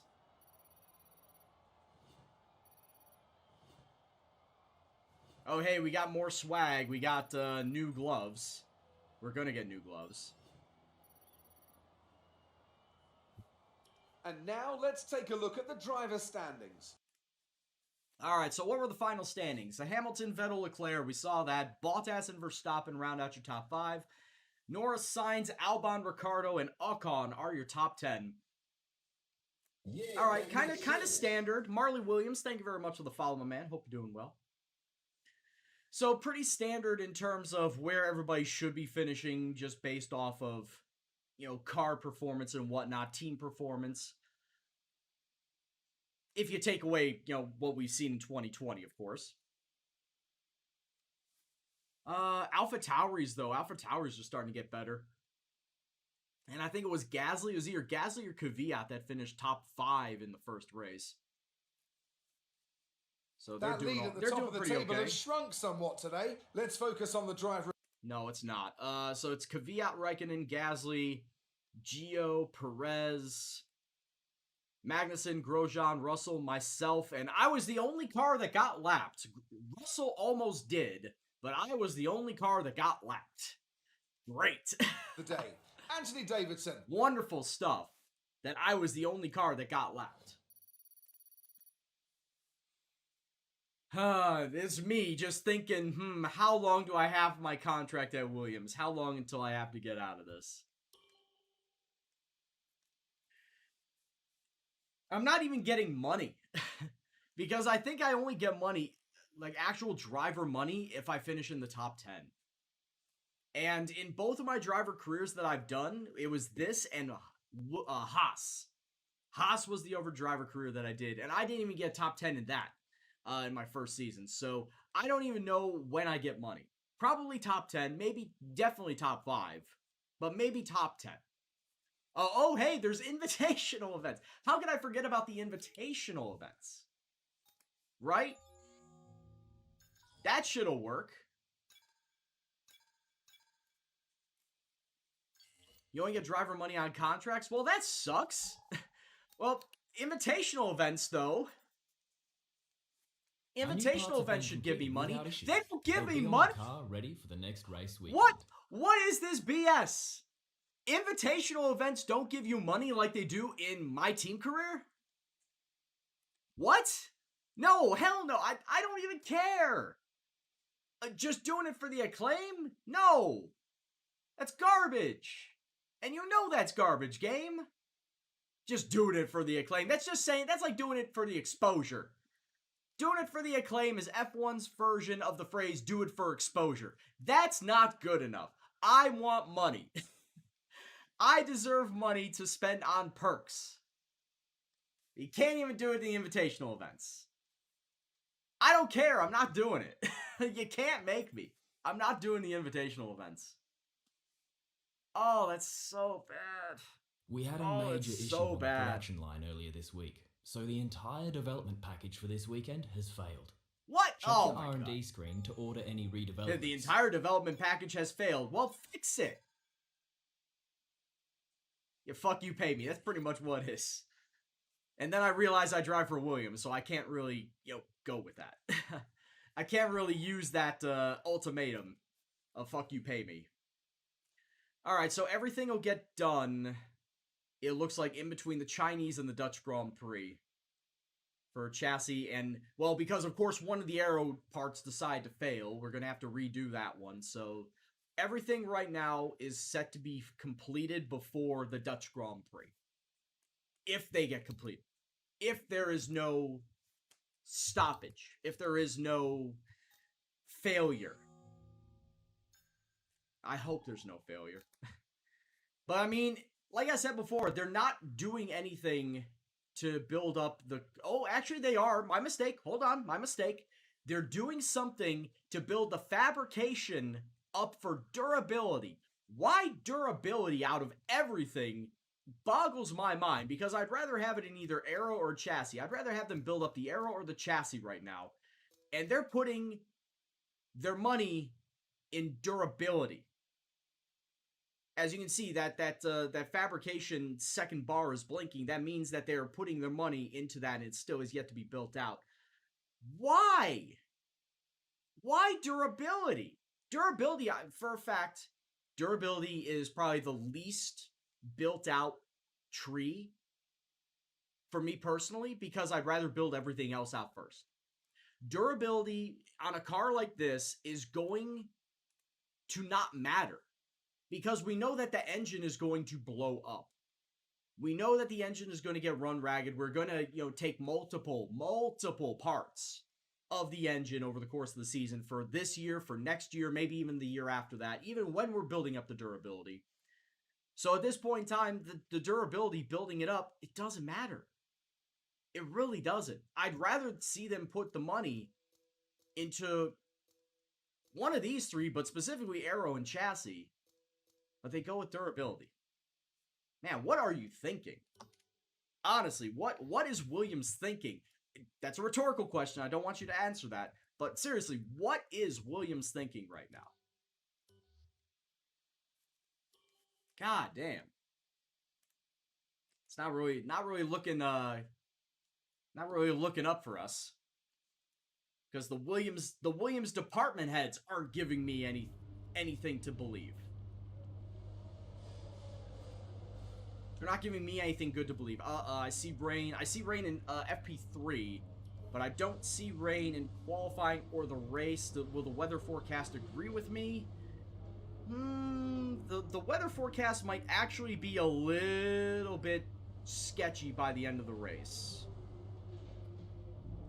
Right? As you can see, it's partly cloudy throughout the majority of the race, and then it's cloudy at the end. I have a very strong feeling that we might see some droplets at the end of the race, like the last lap, but not a full-on rainstorm. But if there are cautions that get brought out, Like, if there's at least a caution that gets brought out, I would say that the last lap may see some rain. But qualifying, we don't have to worry about qualifying. Why? Because I'm not making it past Q1. Like, that's for damn sure. I'm not making it past Q1. Yeah, Delios, get in on the league. I've already played a couple of games with Wolfgamer now. It's cloudy. Please don't tell me there's going to be actual probably rain. mentioned the new parts that have come in from the factory. Well, they're all fitted and good to go. It doesn't look like it. I think it's just going to be cloudy throughout practice. Okay. As long as it's only going to be just cloudy throughout practice and I don't have to worry about rain, then I'll be okay.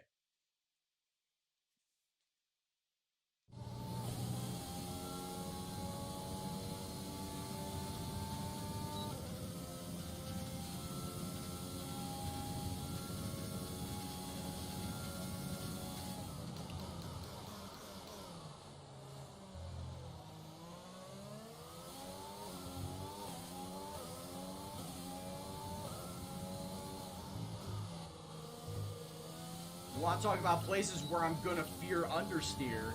It's gonna be here at that hairpin, and then up here at turn 1, the snail.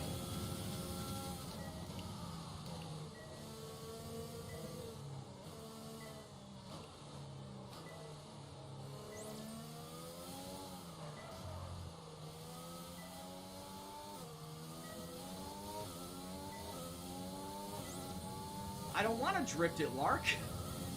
This car is not good for drifting.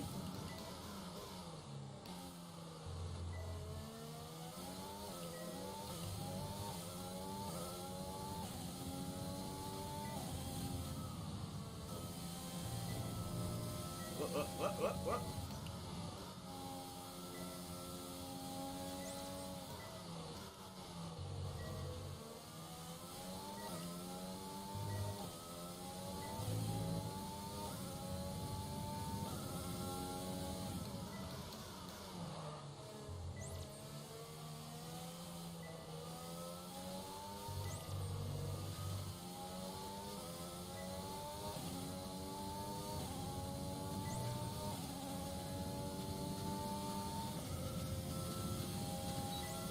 Eurobeat intensifies. I'm not in a Williams, or I'm not in a Red Bull.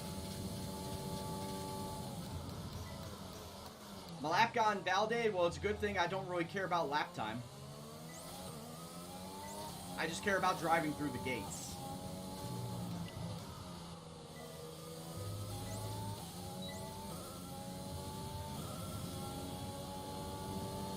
I've had laps invalidated during track acclimatization before, and it doesn't matter because all it does is count up the points through the gates. Doesn't count your time.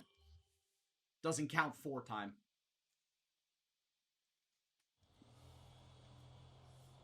You are correct, Elios. Alright, yeah, but the Chinese Grand Prix... Like, I honestly don't know when I can set a timetable as to when this car is going to be good enough. I cannot give you a timetable. As it stands right now, my goal is to just try to not be last. And ultimately, by the end of the first season, have it so that I'm consistently around 15th. Like, honestly, that's my goal. Is to get this car to a point where by the end of the first season, I'm consistently around 15th place.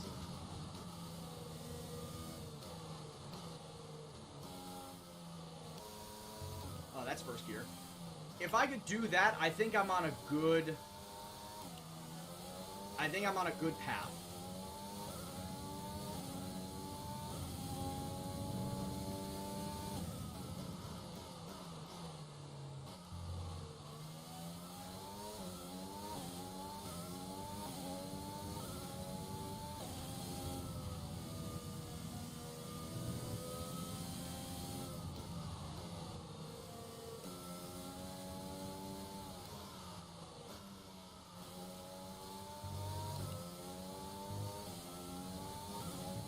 Now, if you want to talk about somebody who drifts,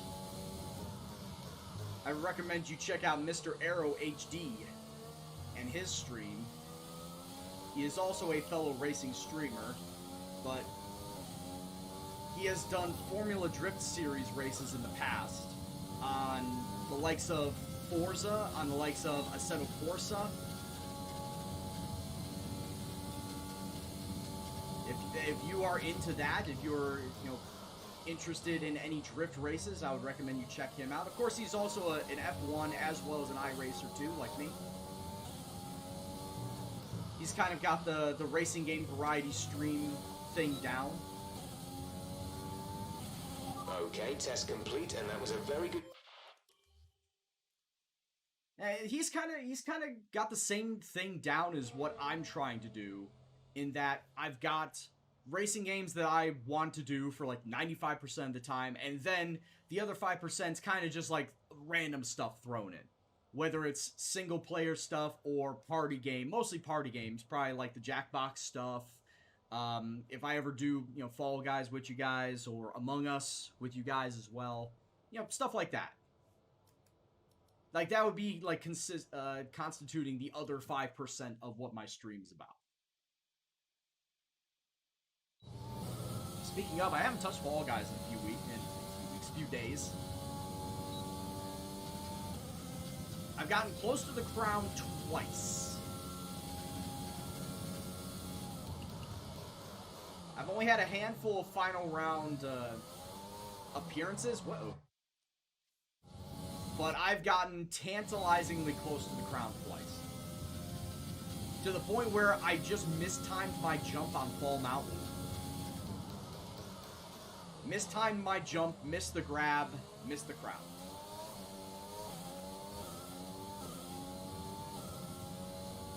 That's how close I've been to winning a crown.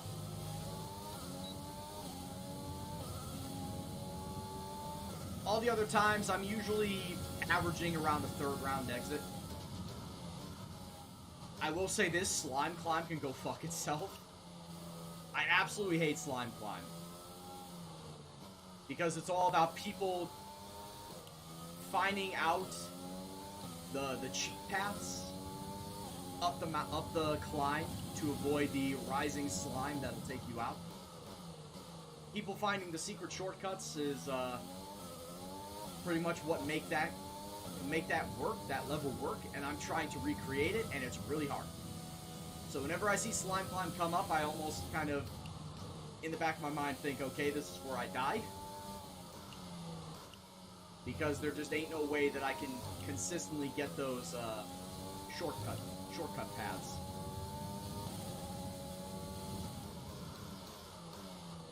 Actually, I've gotten past Seesaw pretty much the majority of the time I've done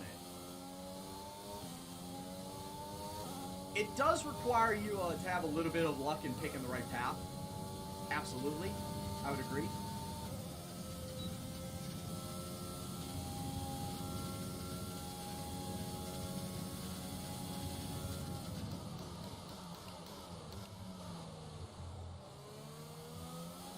It does suck when people are trying to wait for the seesaw that they're trying to jump to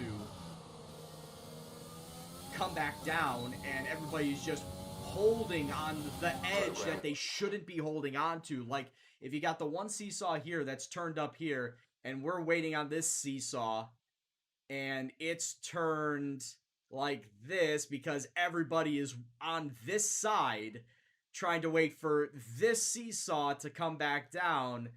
People should go to the other end of the seesaw to make the damn thing rise up, so that when the opposite one that we gotta jump to comes down, then we can run across and jump. See, it's all about people not realizing how physics work. It shows that physics is not a strong suit for people that are playing these types of video games. And they need to understand that they need to bring the seesaw back up the other side by going to the other side. But like I said, I've gotten past that definitely more than 3/4 of the time. Because yes, there is a little bit of luck involved in that, picking the right path, make sure that you get the side where everyone knows what physics is all about.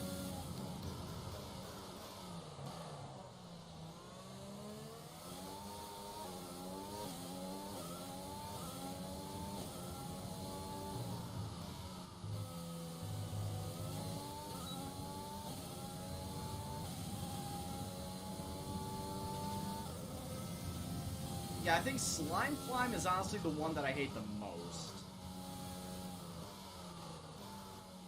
As far as some of the team ones, like Tail Tag can get frustrating.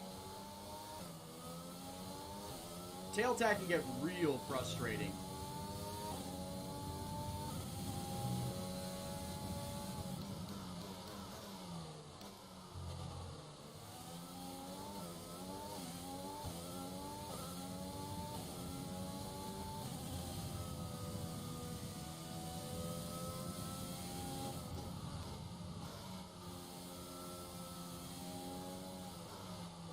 When are we doing Among Us Day?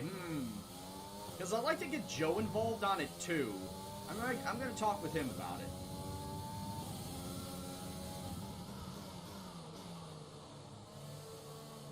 What?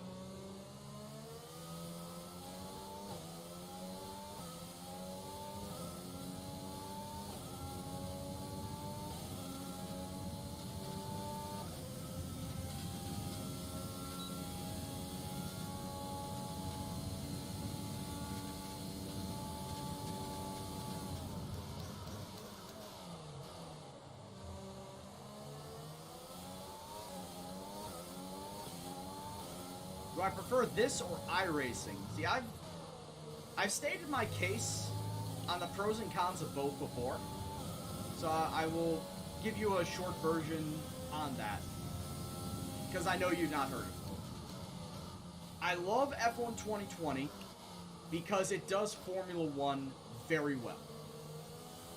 I love iRacing because it does everything else very well. Formula 1, it's very Formula 1 centric, obviously. You're only playing in F1 cars on F1 tracks with F1 drivers. iRacing has so much more than that. It's supposed to cater to everybody. It's supposed to cater to the oval guys, the dirt guys, not just the road guys, and definitely not just the F1 guys. So it has a little bit of everything. Like I said before, I think it's up to about 90 cars and 95 tracks, something like that, over all disciplines. It definitely does have some of the real-life F1 tracks. It doesn't have every single one, because what iRacing does is they scan the tracks themselves, and their designers, their developers are the ones that create the tracks in-game. Whereas Codemasters, they contract that out from a different developing company to get all of their models and their tracks into the game. So it's a little bit of a difference based on the design part of that, the development part of that. Overall, between the two of them, I like them both. Personally, though, I would give the edge to iRacing, as I've said before, because it does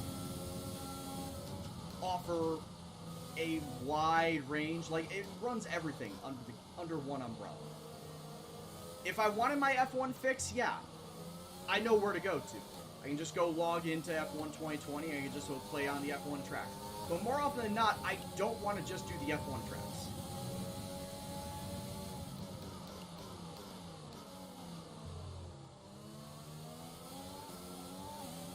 Which is why I like iRacing in the fact that it gives me more of those options.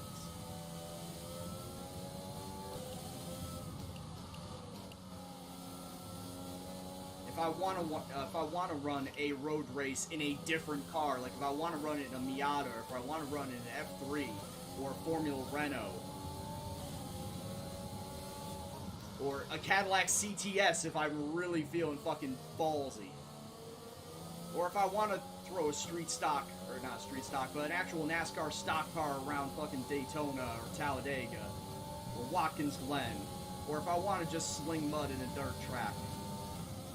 iRacing offers up so much more variety compared to F1, which is why I think that I prefer it more.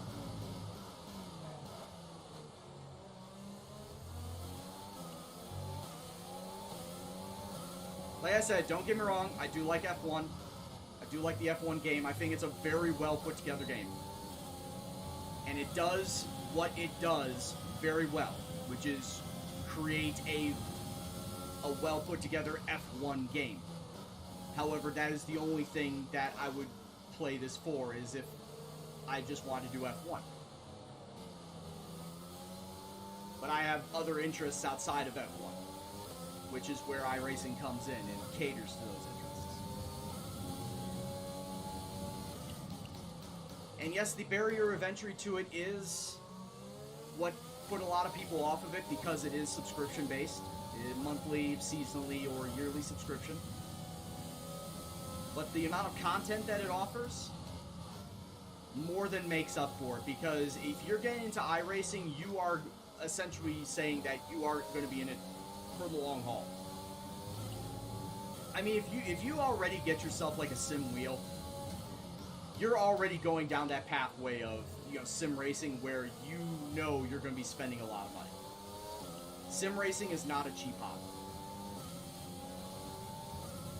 Whether you're buying the content on iRacing, or you're getting a wheel to play games like F1 or Assetto Corsa or stuff like that, you know you're already going to be plunking money down. You want to get the best value for money, the better return on investment amongst all of your playtime. And if that means you're just going to do it all on F1, that's fine. But for me, because I have an iRacing subscription, because I have all the content on iRacing, and believe me, it costs a pretty penny, I did not buy all that at once. No. I bought all the tracks and cars over a year and a half stretch, and even then it costs like $1,900 total. But I feel like I'm getting a good return on investment by utilizing most of those cars and tracks whenever I play the racing sim.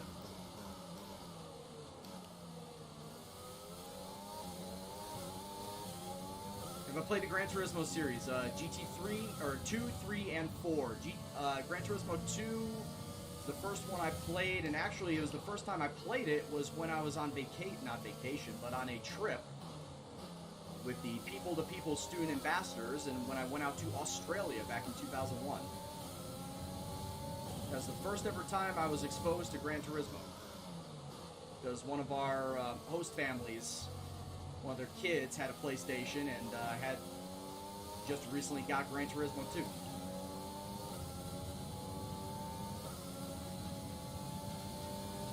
Which also was the first racing game that I played on console. And I'm not going to include like Diddy Kong Racing or Mario Kart, because those aren't like actual simulation racing games. Like, I can't drive a Supra on fucking Mario Kart. But Gran Turismo 2 is the first ever racing game, proper racing game, that I played on console. Okay, test complete, and that was a very good job indeed. But yeah, I have not played any other Gran Turismos. It was just 2, 3, and 4. That was it. And then I got an Xbox and played Project Gotham Racing 4, and then got into the Forza series. And I played every Forza game except the original Forza and Forza 6. I played every other Forza on the mainline series and every Forza Horizon. And I loved the Forza Horizon series. If I had to rank the Forza Horizon games, I would put it at... And we're talking about base game, because if I add in DLC, it changes up the rankings. If we go by base game, it would be 4, 3, 1, 2. If we're just going by base game. If we're talking about DLC, adding in DLC into it, 4 and 3 get switched. 3 had the better DLC to 4, in my personal opinion. Because 3, while 4 had the fucking Lego expansion, 3 had Hot Wheels. 3 introduced us to the Hot Wheels. That shit was fun. And of course, you go to Hot Wheel Island, and you can drive on all the Hot Wheels tracks. That shit was fun. But yeah, if we're talking about just base game, it's Horizon 4, 3, 1, 2, in that order for me. Alright, we're done with practice. Did someone say Forza Horizon? Hell yeah, joke. No RVD, because I was probably just still going on my rant. But for me, since you're on your third race,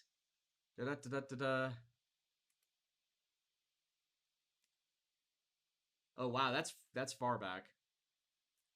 You're on your third race on my team in F1. You got 10th in Australia, 8th in Bahrain. Good position since you never played my team before. I think that honestly is a bit too high, in all honesty, RVD, because you have a base car. Like, you have a car that is just a little ahead of Williams. You should not be getting that high a positioning at the very start of my team career. You should be down near lower mid-pack, personally. So I think you should be upping your difficulty, in all honesty. Unless you want to, keep it the same difficulty, that's fine. I'm just saying, personally, that's what I did. Is that I believe I got a top 10, like almost top 5 at Australia the first race in my team career, and I bumped up my difficulty. If you're looking to try and make it a little bit more challenging for you, I would say bump up your difficulty. 10th and 8th are good, but bump it up. What is your difficulty, firstly? But yeah, I would say that getting top 10 in the very first 2 races of my team career with a car that's as bad as a Williams, it's probably time for you to bump your difficulty up. Did I like the rally games? I never actually played. I never played V-Rally. I never played Dirt. You drive on 80? Hey, that's actually where I started. Believe it or not, that was actually where I started on this game before I bumped the difficulty up to 90. So I would say bump it up to like 85 to 90 and go again from there. It'll give you a little bit of more realism as far as where your actual positioning should be with the car that you're given. Because otherwise, you're probably just going to be OP in 2 seasons, and I don't know, maybe you're not going to do a 3rd season because you're just going to ruffle stomp all over people. It's just my thought on it. But like I said, you play how you want to play. But in my personal opinion, I did the same thing as you starting wise. And as soon as I saw that, I'm bumping the difficulty up because this is too low. Logo says, do I drive with assists? No ABS, no traction, no stability. I do drive with the driving line on corners only. In fact, exclamation point assist if you want to get the look at the entirety of the assists that I use or don't use. You've been watching Forza since Horizon 2 and you bought Horizon 4 in February. Dude, it's fun as fuck. Oh, Horizon's amazing. It's time to remind ourselves of our top. Especially Horizon 4. And Logos, on difficulty-wise, I practice on 80, and I qualify and drive the race at 95. Reason being is that I know that I can reach the time deltas on difficulty 80 in practice. I can't do that at 95. Like, I will not, for the life of me, hit those deltas at 95.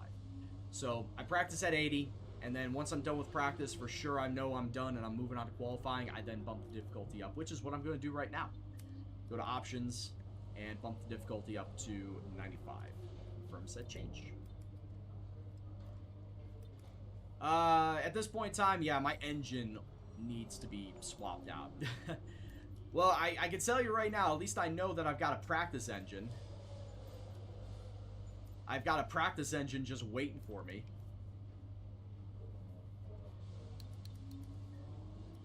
Alright, get rid of practice. Don't need to do the rest of the practices. Not worth it.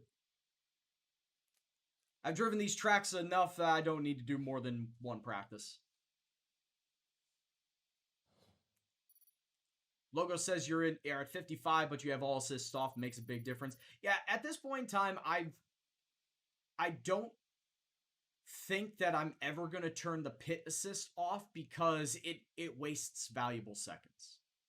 It wastes valuable tenths of seconds, I should say. You know, getting in, hitting the pit limiter, making sure that you're under the speed limit, holding the clutch when you're just about to get out of the pits. It takes a valuable tenths of seconds, and I'd rather have that just automated. Personally, I'd rather have all that automated. By the end of the year, I hope to be at a good enough level that I'll be able to get the driving line turned off, and I can actually start driving my own damn line. But the whole reason why I had the driving line on in the first place was because half these tracks I've never even seen before. Before I started playing F1, I hadn't even seen half these tracks. Like Bahrain, China, Monaco. Actually, I knew Monaco. I've watched the Monaco Grand Prix in real life many times, but driving it, never driven it in a sim before. Russia, never did. But like other tracks, like Interlagos, I did that in iRacing. Abu Dhabi, Suzuka, that's been a staple of Forza for years and years and years. Barcelona, that too, staple of Forza. So those tracks I knew how to drive. Spa, Monza, shit's easy. iRacing as well. Shit is honestly at a point where I could probably take that without the driving line. But if I'm going to do the driving line, I'm going to take it all the way off for everything. Not just for one or two tracks. I'm just going to take it off for everything. And then go from there.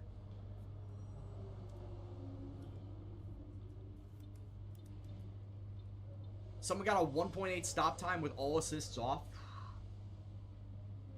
I mean, part of that is luck. Let's be honest. Part of that is luck, because sometimes you can get a 1.8 with, you know, all the pit assists on. But how often do you get that? More often than not, you're getting mid-2s as far as your pit stop time. 1.8 is luck as fuck. It's very, very rare.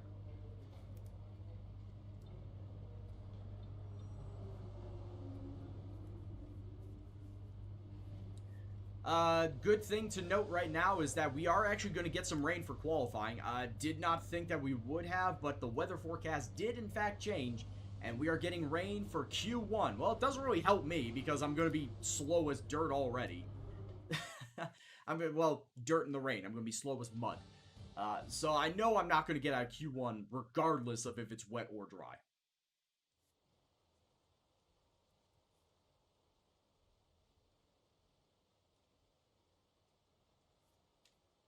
Alright.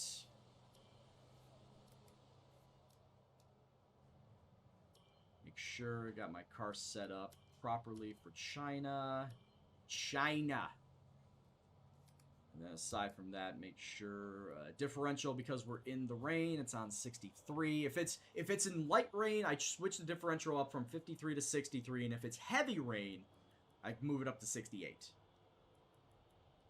And for any of you who are wondering what my setups are, type in !setups. It will link you to the Discord of a follower by the name of Sarancia. He has been working on these setups for the past couple years now, and I recently just got his version 3 setups. He's working on currently a version 4, but he is under the weather right now. He does not know when those version 4 setups will be out, but he does have a version 3 on his Discord, so if you are interested in checking that out, it's free to sign up, obviously. There's no extra fees or anything. Just go and log in to sign up to his Discord, and you will be able to access those setups that he currently has. For May, good thing that differential can be changed independently of the rest of the car.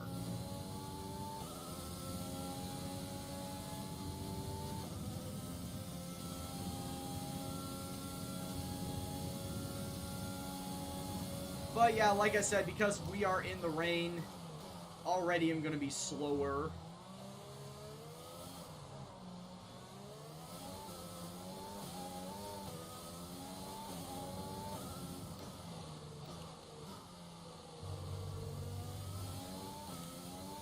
I also like that they actually did change the dial. That bottom right dial, as you can see, is now pointing towards the green eye, green intermediate tires. There's also a blue W in there as well for wets. I like that they actually did make that visual change.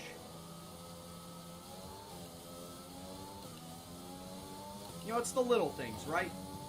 It's the little things that make the game stand out.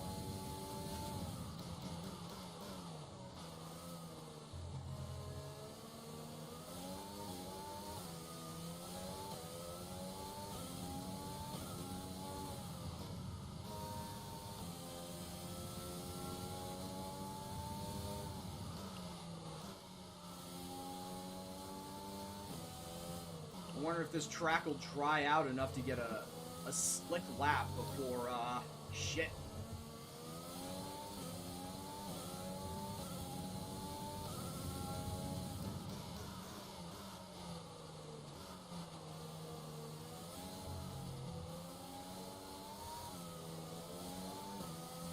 Oh yeah, I noticed the dial. Previously during races, it was set to the dry setting. But I had also seen, you know, the green and the blue there too, and I was wondering if it would actually click over to that setting if I was actually driving in the wet, and I'm glad to see that it did. Like I said, it's the little things.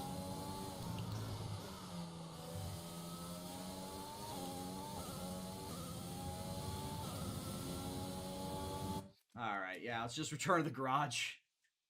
Bad lap time. Very bad lap time. Though, like I said before, there could be a lap that I can go out on the slicks. Yeah, let's set to dry. Let's set the car up so that I can get my, you know, transmission down to 53. And, oh, there are already people out there doing slick laps. Damn it. I thought I would have been different.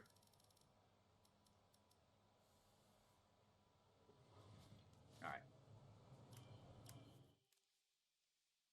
Alright, let's run a lap in slicks and see how much faster we can get, and if we can crack it to the top 15.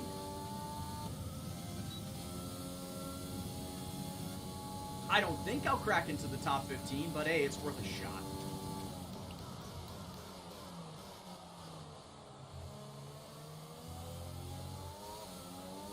See, and now the dial is set to dry.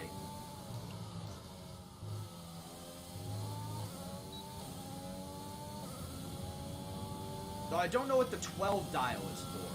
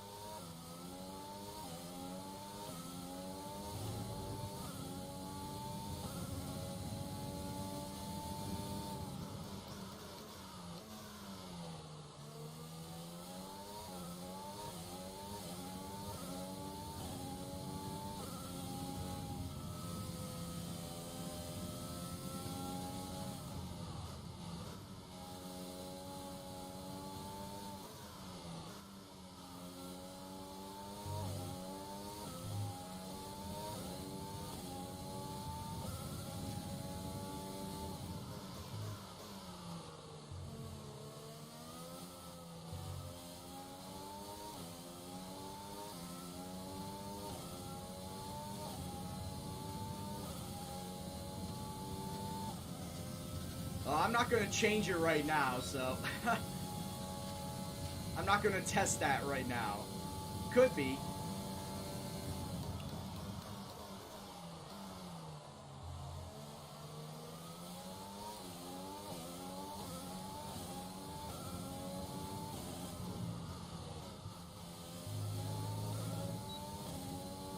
Alright, I got 14 seconds faster. Did that move the needle? Did that move the needle at all, or did I stay 20th? I stayed in 20th. Wow, wonderful. Wonderful stuff. I did not move a damn spot by gaining 14 seconds. How much further back was I? Wow, Valtteri, look, Valtteri Bottas set a time in the wets, the intermediates, and he got second. What the fuck? Alright, who didn't make it out? Damn, I did not crack 135. I was 8/10 slower than George. Yep, it is official, ladies and gentlemen. I am Nicholas Latifi. I took over Nicholas Latifi in order to, you know, get better than him, but clearly, I am just as bad as him. George is probably sitting over there, it's like, man, I just can't catch a break with my teammates. Gotta be slow. Slow-ass assholes. But there are people that didn't make it, Giovinazzi and both the Haas boys. So we'll figure out who's the top 10 when we get into the actual race. Good day today. No, it wasn't, Claire. Have your take on it? Why are you... The weather hasn't been ideal in qualifying. What's your take on it? Change commentary name to Latifi. Yeah. I'm no longer O'Brien. I am Latifi. Your qualifying pace didn't put you at the front. Will this be a problem tomorrow? Make the best of a bad situation, I guess. Great. And that bad situation is I'm driving for Williams. So we gotta make the best of that. It sucks, but what can you do? My driver claim should be level 3 by the end of this race. Nothing else to say about that. And also, as far as driver contracts go, I don't know when driver contracts are up.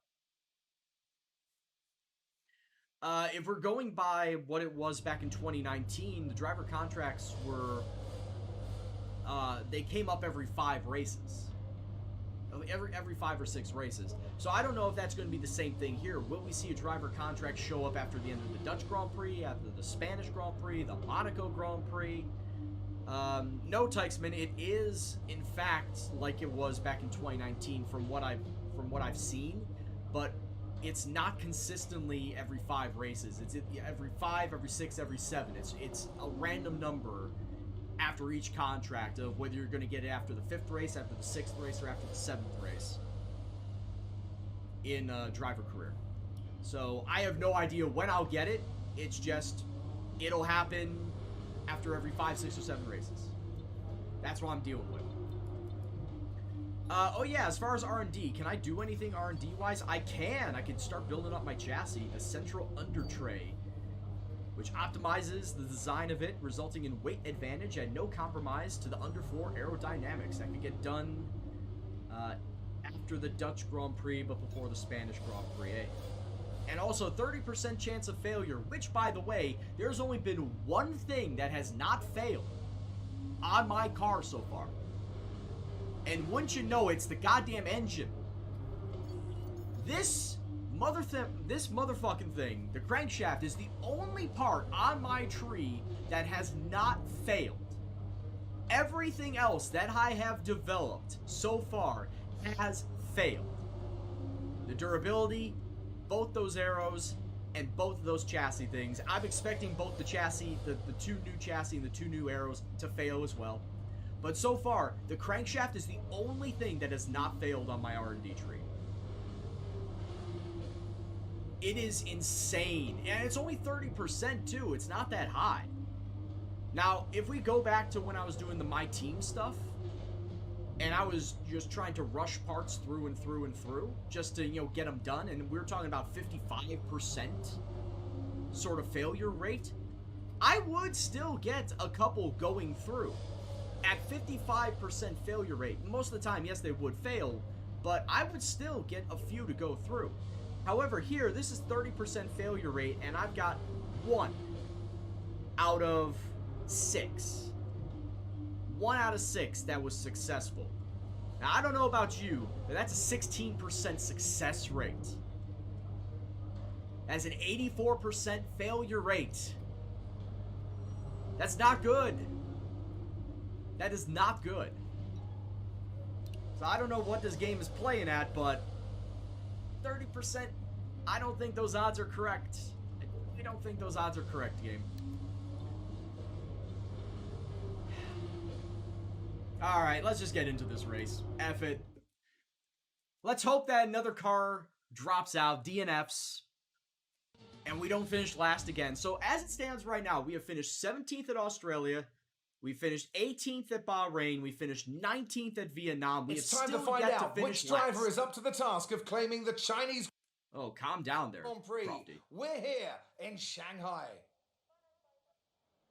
Oh yeah, it wouldn't have been good, Logos. It would not have been good at all. We start a lap here at Shanghai with the long, difficult right-handers of turns 1 and 2, the first of 16 corners that make up this 3.3-mile circuit. The incredibly long back straight provides the best passing opportunity of the lap, with speeds in excess of 200 miles per hour before the braking zone of turn 14. Speeds in excess of 200 miles an hour, not my car. It's time to take a look at our starting grid look at that for bright today's flag. race. Good job yesterday from Valtteri Bottas. The Finn starts from pole position. And of course, Lewis it's another Hamilton Mercedes completes the lockout. front row. Looking at the rest of today's grid, we have Ooh, Red Bull got Verstappen, second Albon, row. Daniel Ricciardo, and Perez, Sainz, Where's Norris, Ferrari? Leclerc, and Lance Stroll. There's Vettel, Leclerc. Fiat, Oh, Kimi Sebastian Raikkonen, got a penalty. And Grosjean, Magnus. I was about to say, like, where the hell was Ferrari? So Sebastian legitimately got to get second. into the top 10 today, so see if you can use the race start to your advantage. So Leclerc legitimately got 9th in qualifying, but Vettel got second and he just took a 10 spot penalty. Alright, so how much difference of time are we looking at? Is it worth it? I don't think it's worth it, personally. Here, let's get into that. Because, honestly, going soft medium on a track like this when I know I'm going to be slow as it is, I'd rather have the durability. I'd rather go for the durability of this track, and we'll just go with the medium hards. Because it's going to be a one-stop strategy as it is. Actually, if it's going to be a one-stop strategy as it is, do I go hard soft? Do I start on hards and then finish on the soft tires? You know, let me see if I change that up. First strategy. Now, if I go hard, soft, I don't want a third stint.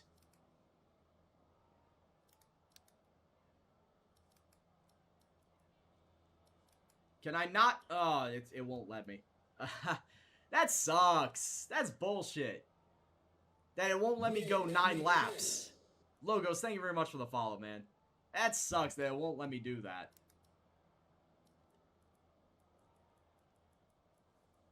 Come on, I could do it. Yeah, give me that and then soft tires. No! Don't stop bullshitting me. God damn it, game. Stop bullshitting me on this. Nah, they won't let me. I guess we'll just have to go medium hard. I still want to go hard medium instead. What was it, 17 and 11 or something like that, or 16 and 12? So we'll start on the hard tires and we'll finish off on the medium, since apparently we can't finish on the soft. And let me check and see what everyone else is doing race director wise. I think we're the only one going to start on the hard. Yeah, that's probably a bad idea. You know what? We'll do the medium hard instead. Yeah, we'll do the medium hard. And I think we'll stay out an extra lap. We'll do 13 and 15. All right. All right, starting in last place. Let's hope someone DNFs so that I don't finish in last place. Let's get this going. 28 laps, was it? That's 28 laps.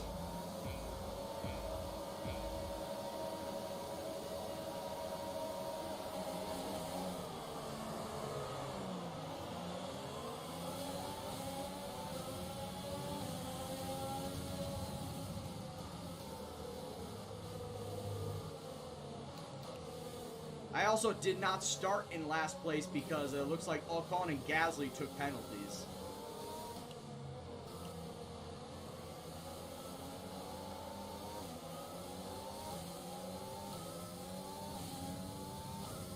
And look at them all shoot off into the fucking distance.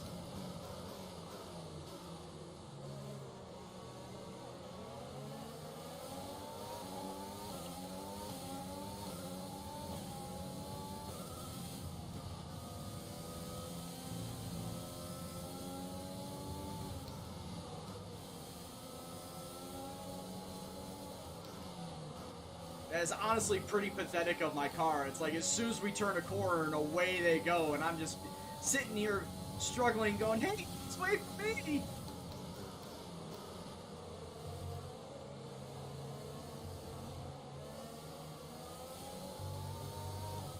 I'm the fucking youngest sibling here. Mom says wait for me! That's how I feel back here. I'm just left behind.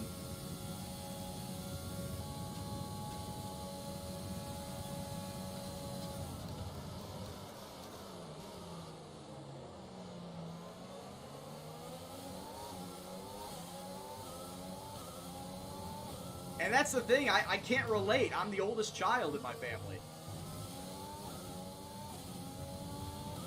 But I'm getting youngest child vibes out of this by every other car just saying, see ya, and leaving me in the dust.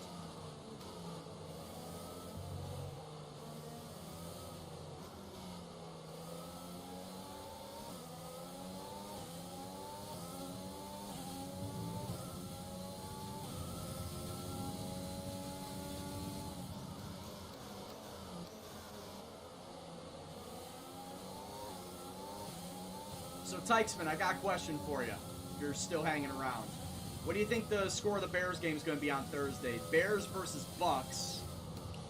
Of course, they're going up against Tom Brady. We all know the Bears' pass defense ain't all that great.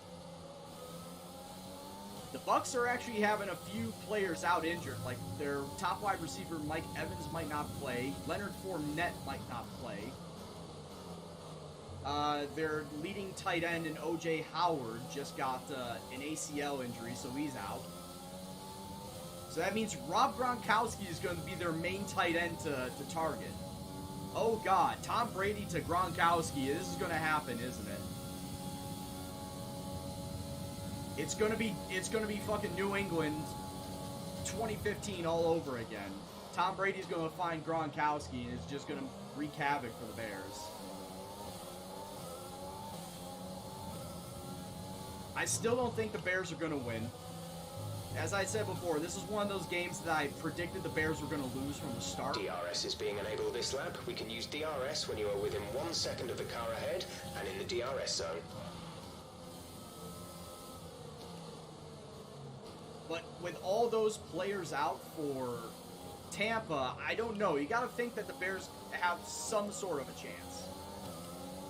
Maybe not a big chance, but they'll have some sort of a chance.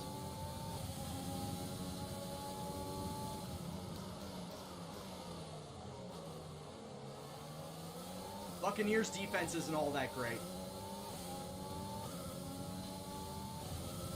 I think the Buccaneers defense is like middle of the road.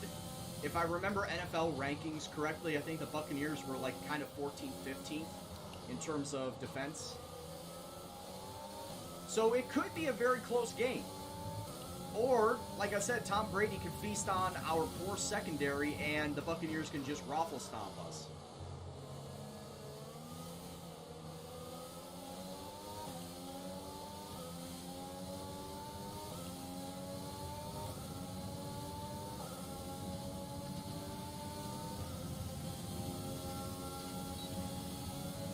Oh wow, I'm in the DRS zone of Russell? That's a first?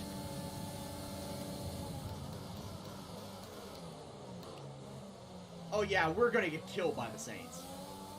And if the Saints have Michael Thomas back too, oh, we're done for.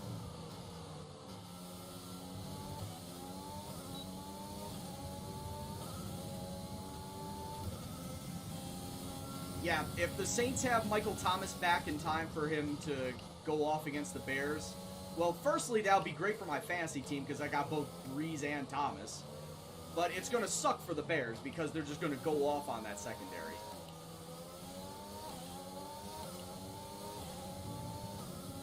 Moral dilemma. Do I care about my team or do I care about my fantasy team? Well, right now, my fantasy team is, got more priority since I'm in a pay league.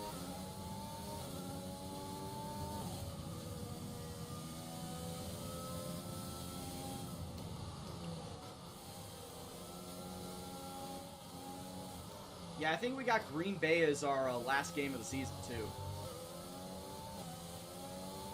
Fucking frozen tundra. Green Bay. Late December, early January game. That's gonna suck. Just gotta hope that's a game that matters. Because if it's not a game that matters, then it's gonna be a problem. January 3rd. Yeah, like I said, that's final game of the season. We just gotta hope that's a game that matters.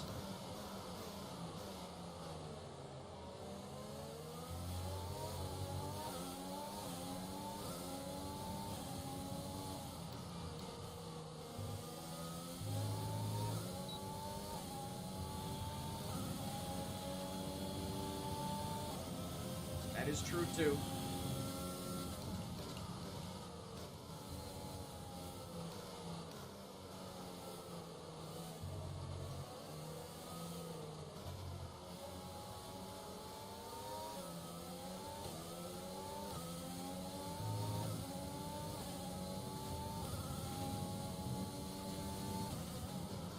Oh, broke way late.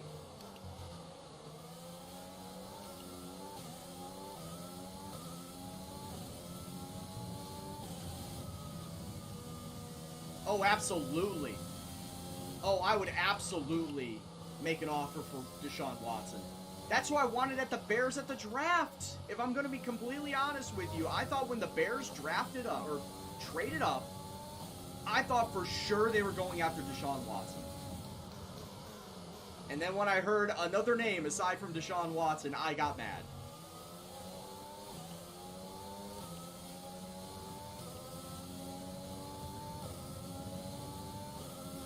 Bro, I was fuming that draft night.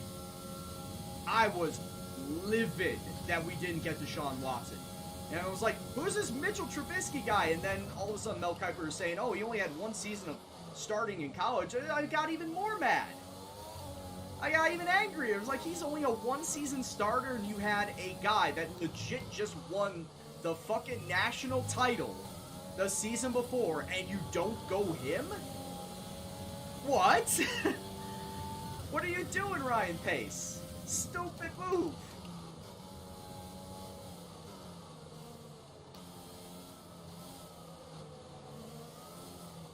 Oh, Ryan Pace got roasted on Chicago sports radio. He got fucking roasted by going after Trubisky.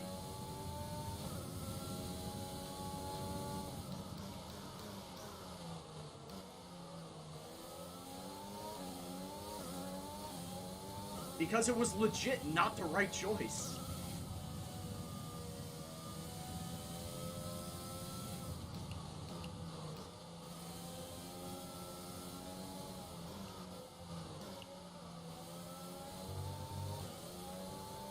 Also, I think this is supposed to be Trubisky's contract year, and you brought in Nick Foles for one season on a one-year deal.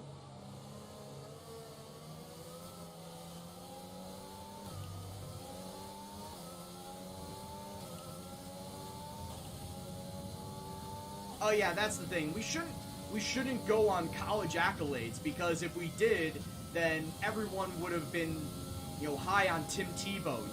Heisman Trophy winner. He was also a national champion.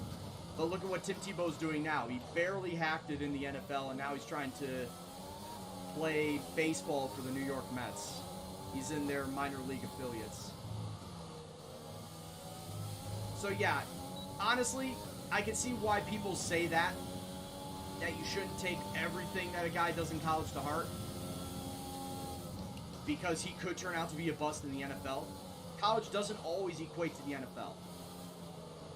But when you take a look at the skill set from Trubisky and Deshaun Watson has Mitchell's skill set amplified 10 times.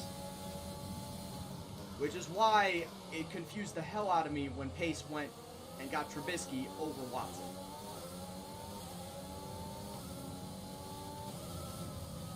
Especially since Watson, I believe, was either a 2 or a 3-year starter in college, and Mitchell only started his senior year.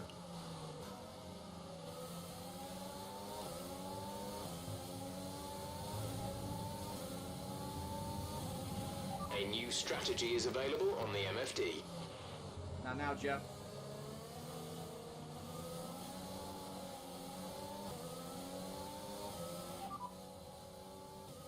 Copy.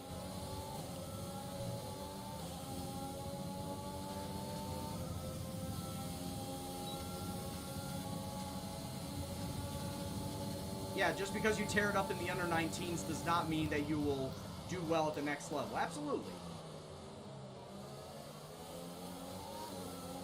I mean, if that was the case, Everton would be winning Premier League titles. Because I believe for the last 3 years, Everton's under-23s have been the best in their league.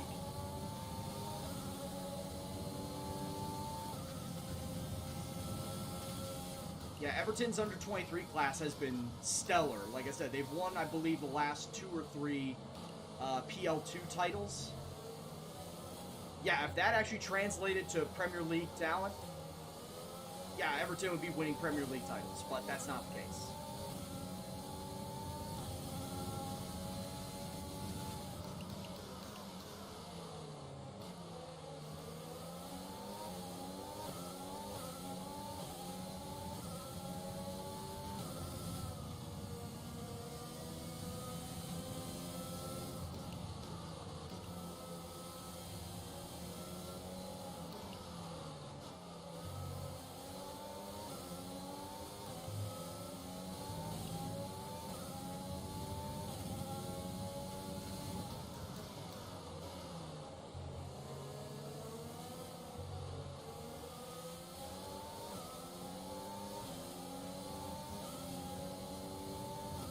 Man, I'm still so hyped about the Merseyside derby. I'm still so hyped about it. It's gonna be fucking awesome.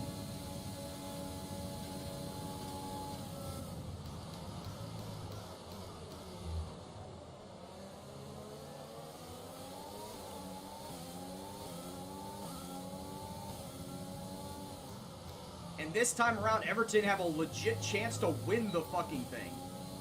They have a legit chance to win the match. Burned off our excess fuel. We'll be back on target soon. Don't wait too long to turn the engine down. That's what's got me fucking giddy about this next match. I know it's in 2 weeks, but that's what's got me fucking giddy about it. That's the first time, it could be the first time that Everton beat Liverpool in a decade. Because, yeah, sad state of affairs there. Yeah, it's been that long since Everton last beat Liverpool. Like October or November 2010 was the last time Everton beat them.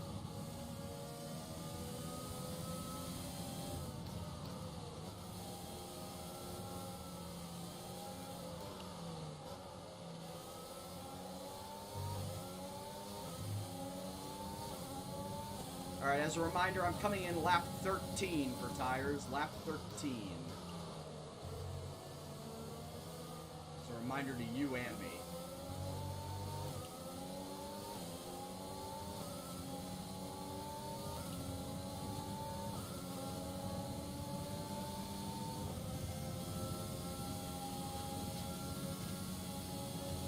What, you think Premier League games might be canceled?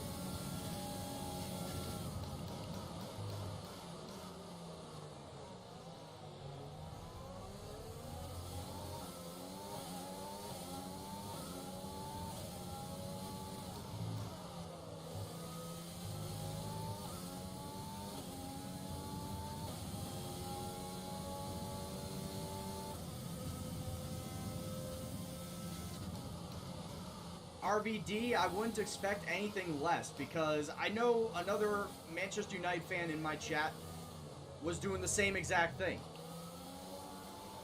Because you gotta have laughter at your rival's expense.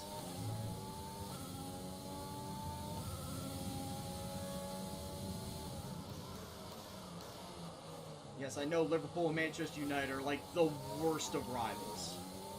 The worst of enemies.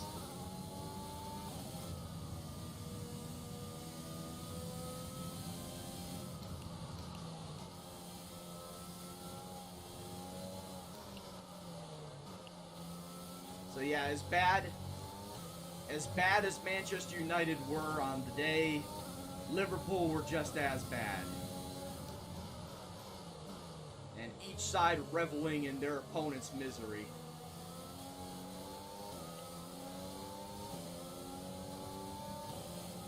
Which, as I said before, it's like, who would have thought that the last 2 teams remaining undefeated in this Premier League season are Everton and Aston fucking Villa, of all teams.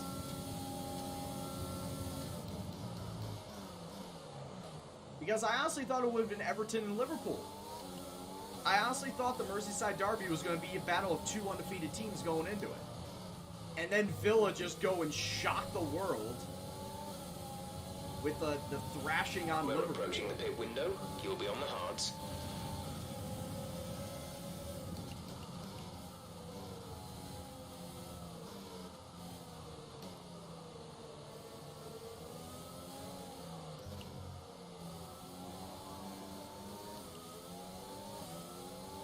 What, are you saying Aston Villa don't deserve to be 3-0? Well, maybe not. I would agree with you on that. They probably should not have been beating Liverpool at all, but hey, they got lucky. Sometimes it's better to be lucky than good.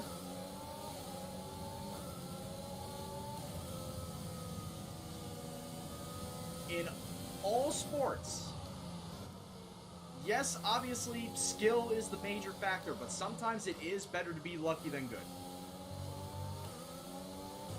And it was shown on the day with Aston Villa beating Liverpool.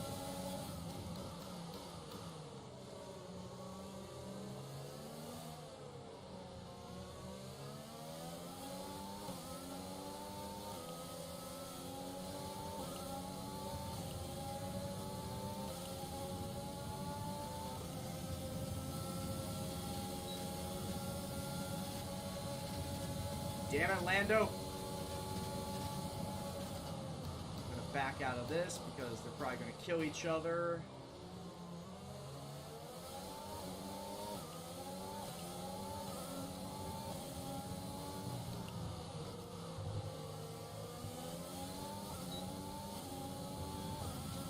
Broadband says, are there any hydraulic pedals compatible with the losing some Xbox? tire grip around now.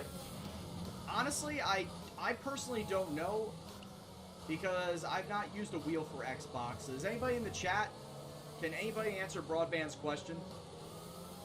Have any of you used a wheel for Xbox, and are there any available hydraulic pedals for it? But yeah, Broadband, I've never used a wheel for console. I'm driving on PC right now. Never used a wheel for Gran Turismo or Forza. Just only controller.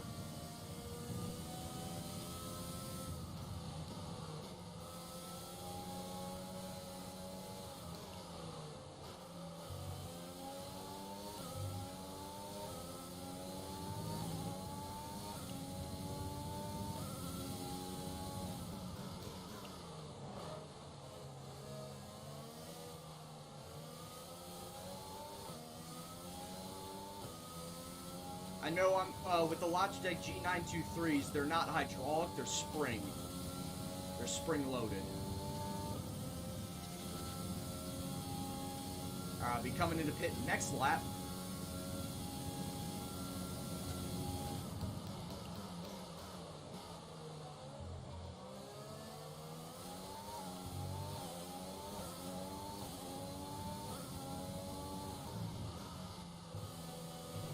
George is in the pits. George in the pits.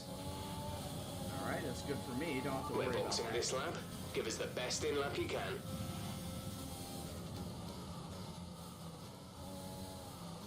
Jeff, you're going to be a little sad when I tell you what type of car I'm in.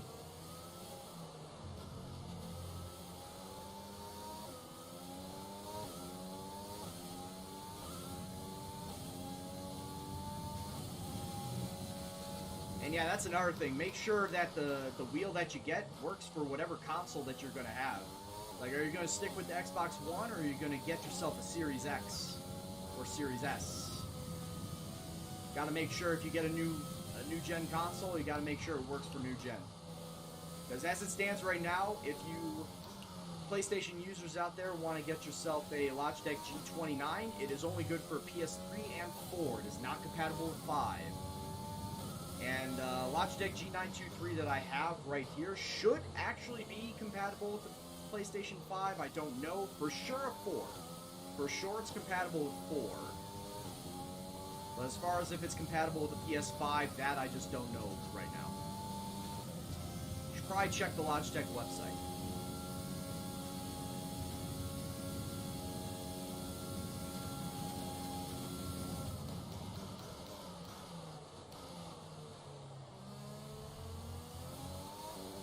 Yeah, just telling me about best in-laps. Like, dude, I'm slow. Don't give me this malarkey about best in-lap when I'm slow as molasses.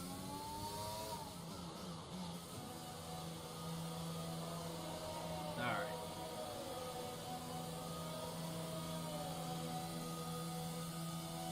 Ah, nice little topper there.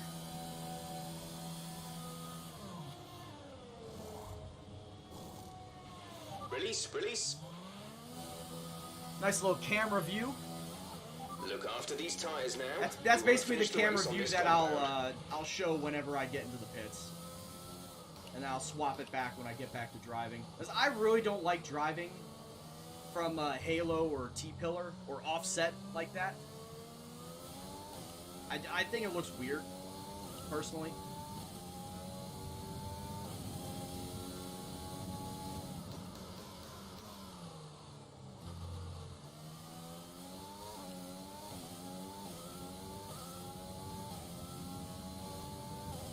Yeah, the G29 will work for the PS4.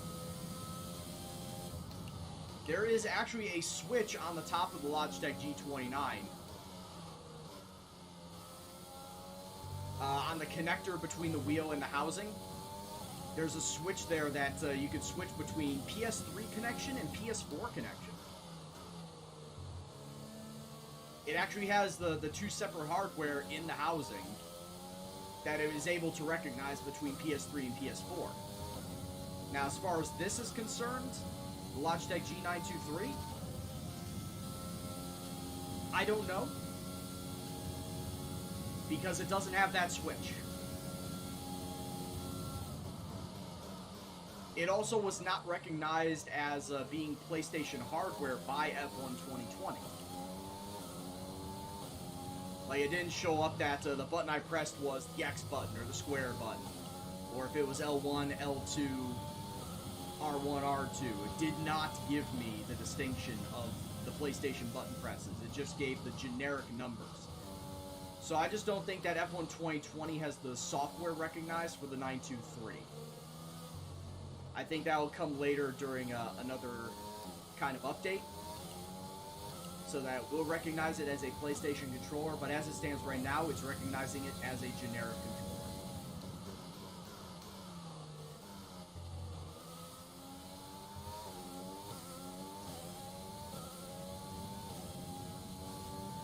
That whether or not will work for the PS5, I have no idea. PlayStation 4, I'm sure it will.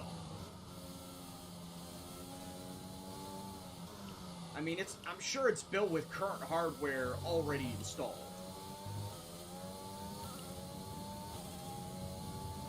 Current hardware and software. But as far as next-gen stuff, I'm pretty sure you're going to have to wait on it. Wait until the actual console comes out.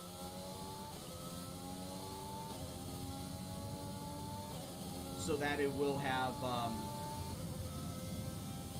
the time to assess and read PlayStation 5.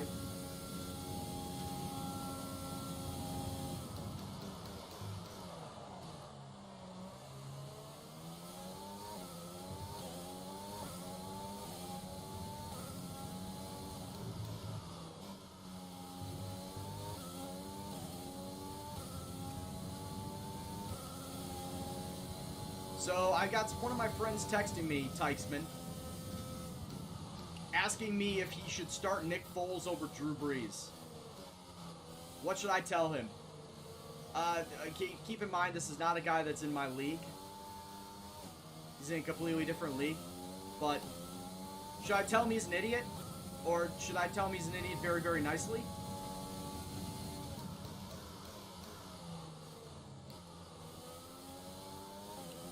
Because honestly, I think that Brees would outshine Nick Foles. In terms of a straight one-to-one matchup against their opponents, I think that Brees would do better.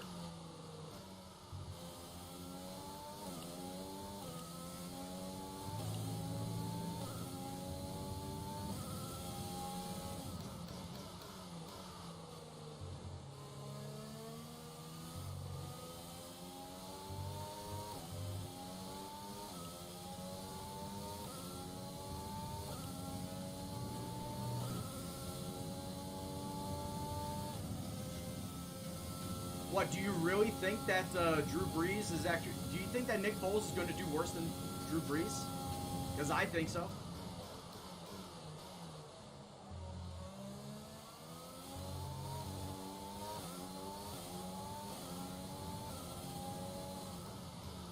I have no idea what you're talking about, Red.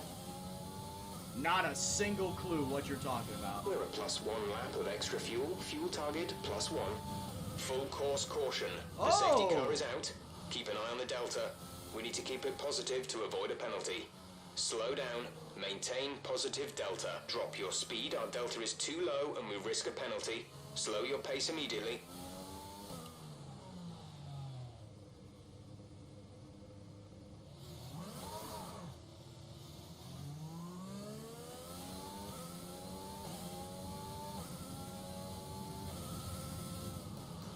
Alright, full course caution. I will be coming into pit for new mediums.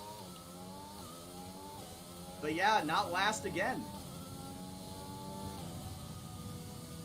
And I could get off these hard boots. I'm gonna go on medium tires.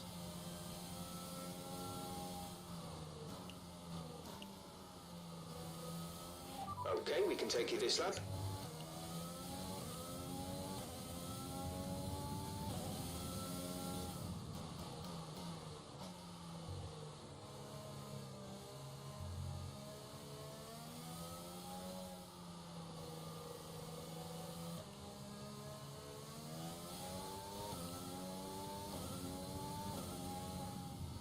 No, I'm not doing softs, I'm doing mediums. Softs only last 9 laps.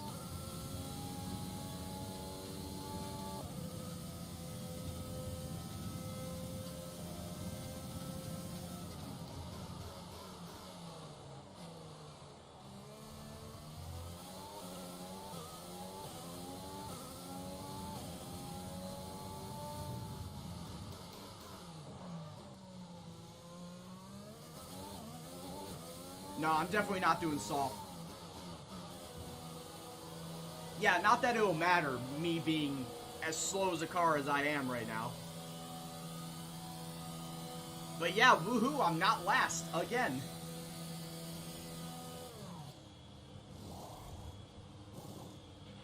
Exit now. I will, in fact, not be last. Thank you, Giovinazzi, for continuing the tradition of me not being in last in a Williams.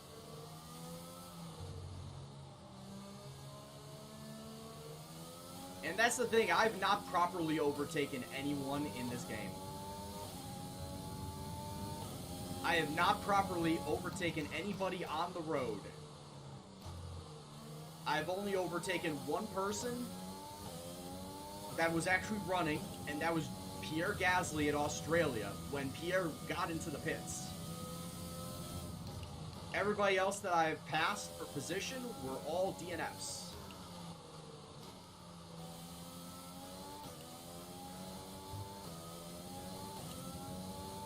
Broadband, I kind of agree with you, but the tires do still wear when you're doing your pace laps. Yeah, not as much as in the racing situation, but they would still wear. Also, in all honesty, I'm in a Williams.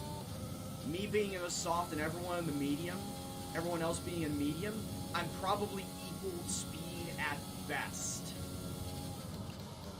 There's absolutely no overtaking that I would do.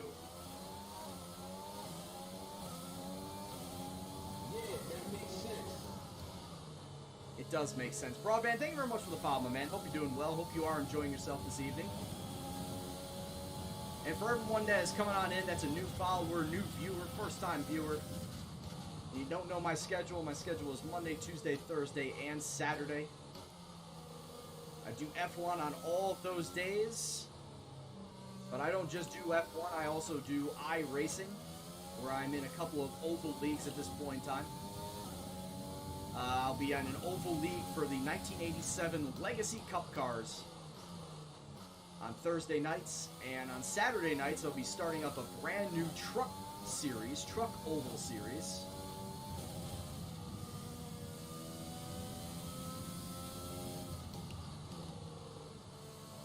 I say truck oval, there will actually be 2 road courses we will go to in that truck series. We'll be going to Watkins Glen and the Daytona Road Course.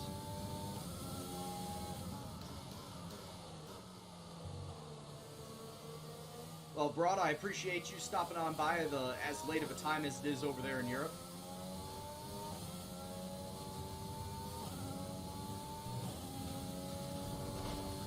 You are certainly not the only one. You will not be the last one. I thank you, and I thank everyone else. And we are back up with the queue. So one more pace lap. There will be 8 laps to go as soon as we get to green.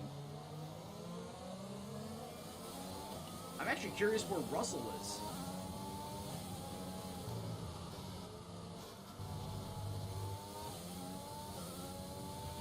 Right, pick up the pace a touch, please. We need to close to within 10 car lengths of the car ahead. Pick up the pace a touch, he says. I'm sorry, you're driving too slow on the pace lap. My boy, it is a Williams.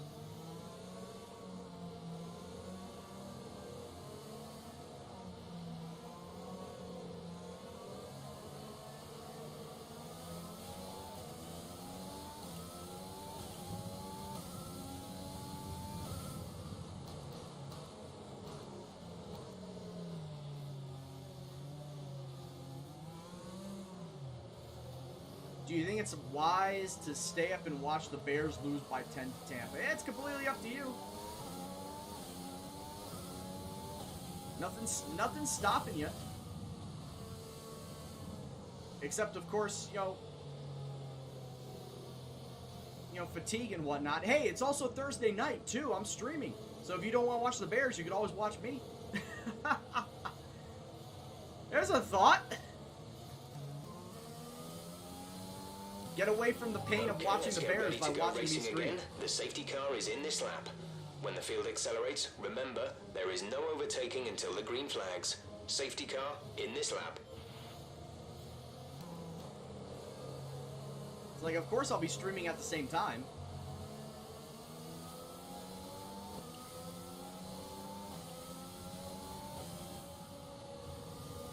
It'll be a typical Thursday. I'll be doing a race and a half.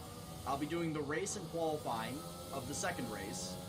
And then I'll be kicking over to the iRacing Legacy Cup Series, my league race.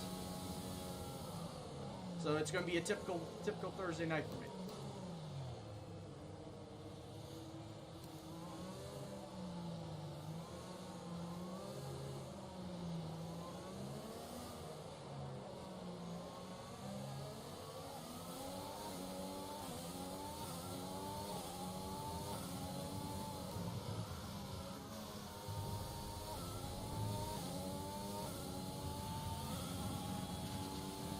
Yeah, so we can both be miserable. You can tell me how the game is doing. Of course, I trust that you'll tell me how the game is doing.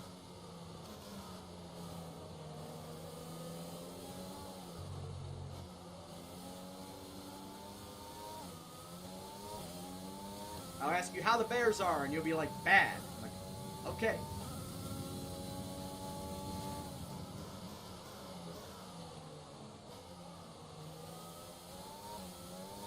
Get back to racing.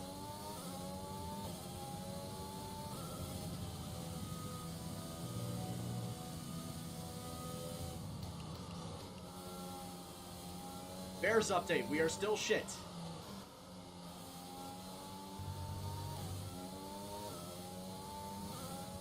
How are we 3-1 instead of 1-3? I don't know. News of 11.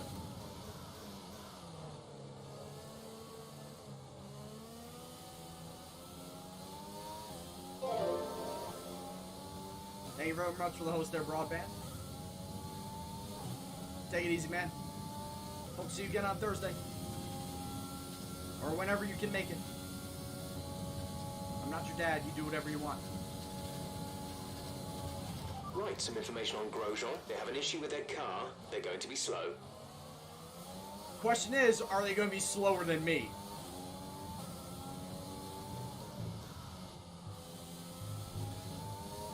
That is the real question, Jeff. Are they going to be slower than me?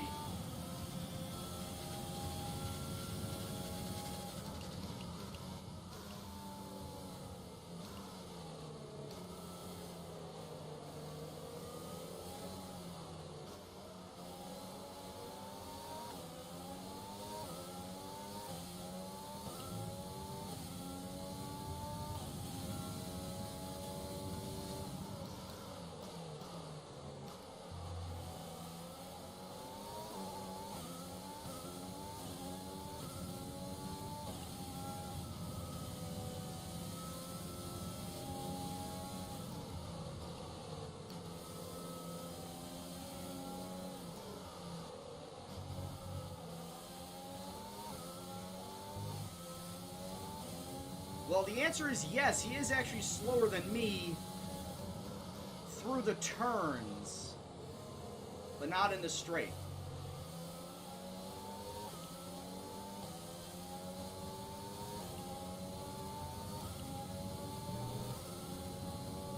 Well, I'm coming up to him on DRS. Is DRS available? No, not yet. DRS not yet available. Though next time around, I'm pretty sure I will be able to get him on DRS.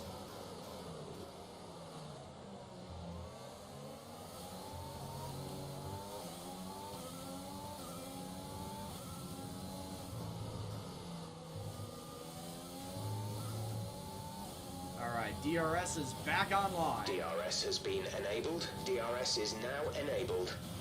And I really hope that Grosjean's car is not enabled.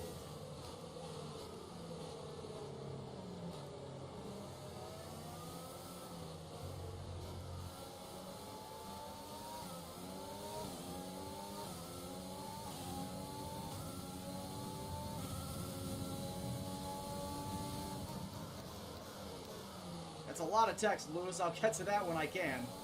Thanks for stopping by, dude. No, Lewis, we are currently just coming out of a safety car. We came out of a safety car with 8 laps to go. We're now on 5 laps to go. And I'm in a Williams, by the way, so expect me to be shit. So far this season, I have not finished in last place in every single race. Somebody else has DNF'd. So I've not finished in last place. So, you know, small victories. By the end of the season, I'm expecting to be hovering around 15th, maybe higher. Just want to try and build the car up.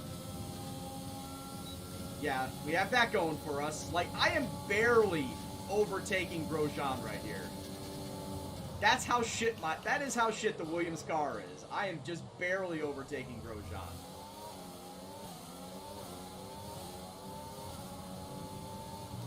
It is a pretty shit situation. Also, he does have a mechanical issue in his car, so that is why he is slowing down. Ladies and gentlemen, that is the first overtake I have had all season. 4 races in, and that is the first legit overtake I have had in this season. We're not talking about we're not talking about DNF overtakes or pit overtakes. That is the first on-track overtake that I have had in this Williams car this season. God, this car is pathetic.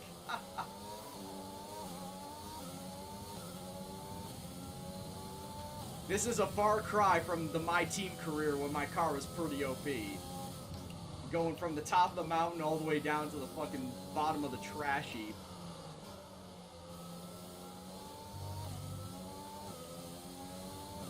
And Lewis, of course, if you want to stop on by, if you want to stop on by at later dates, I stream Monday, Tuesday, Thursday, and Saturday.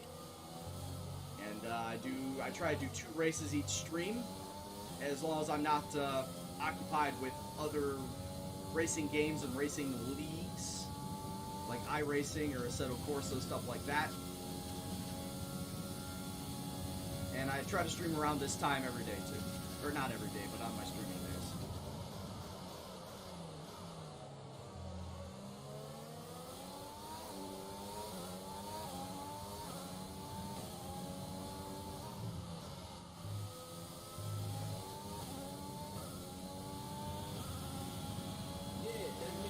That does make sense, Lewis. Thank you very much for the follow. Appreciate it, and I hope you're enjoying yourself.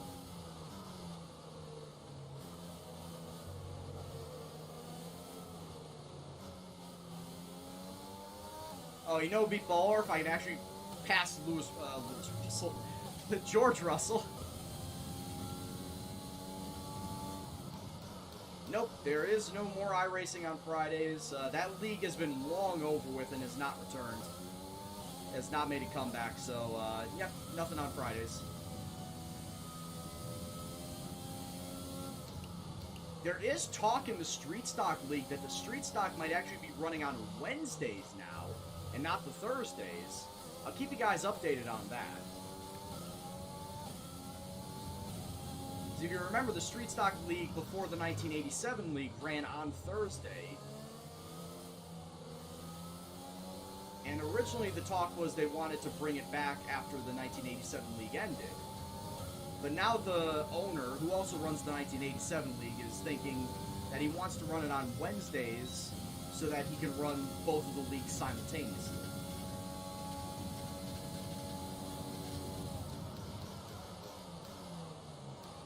And also, because there's overlap between the two leagues, might as well get it done on consecutive days.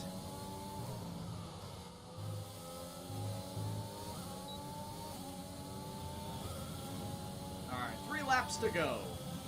And there's a good chance that I could legit pass Russell, too.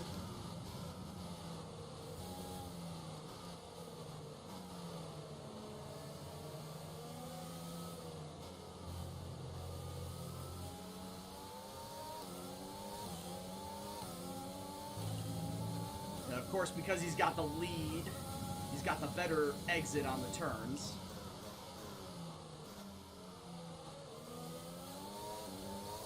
Oh shit. There's 3 laps of fuel remaining.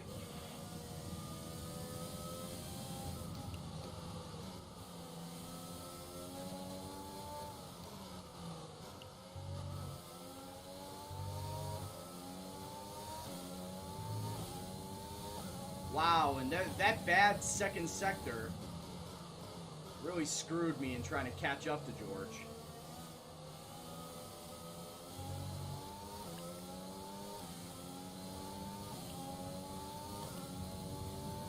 I'm definitely out of DRS range now.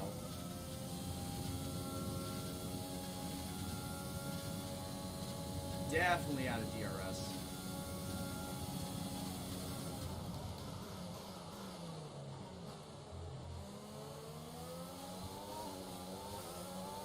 I wonder what you're basing it on, Nazzy.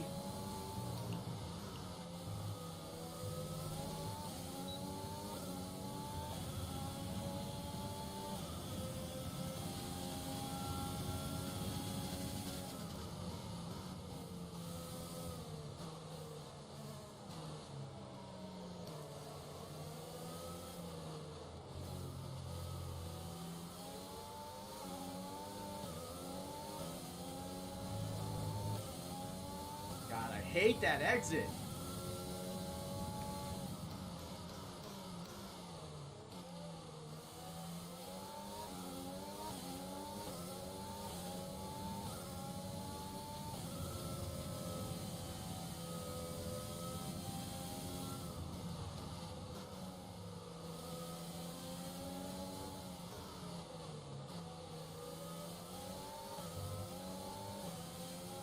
Yeah, well, I can't really call myself Brian O'Brien, now can I?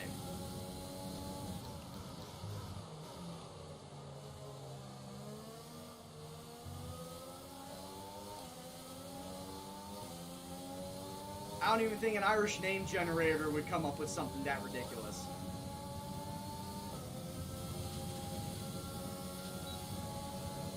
Alright, come on, I gotta pass George.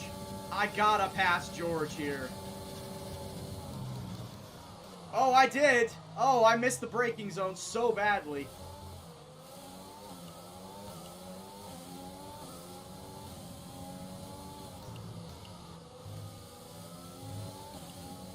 It's like, I gotta pass George. Oh, I did alright. I passed him alright.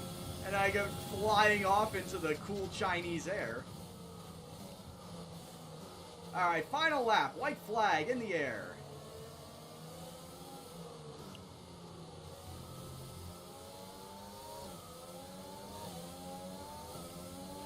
Alright, let's see if I can do it again. Fuel remaining. Let's see if I can do it again. I got him. I'm close.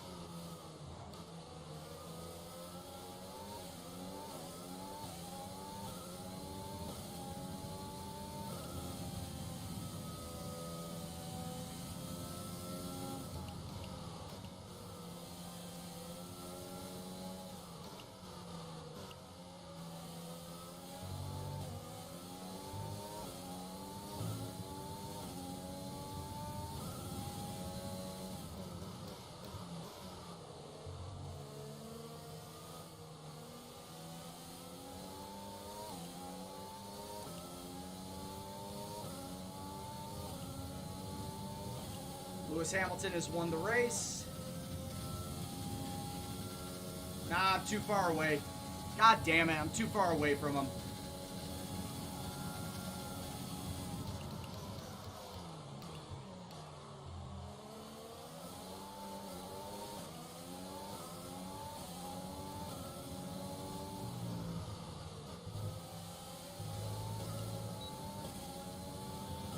Too far away from him. Ah, I wasted my chance. That's the end of the race. We'll see you in Parc Ferme. I wasted my chance the previous lap. But I will say this, I got my first legit overtake with the Williams. Almost made it 2. Actually, technically I did make it 2, but didn't make it stick. So, another fantastic victory for the Silver Arrows. What do you think it was, Ant, that gave them the edge over the competition today? It was a question of right place, right time today. We were looking at an entirely different race before the safety car came out, but they were able to take full advantage after the field had been bunched up. So after a magnificent race, we can now see the drivers making their way to the podium. Alright, so it was the top 3. Once again, it was it's Hamilton, Bottas, and Charles Leclerc. A well-earned victory for Mercedes.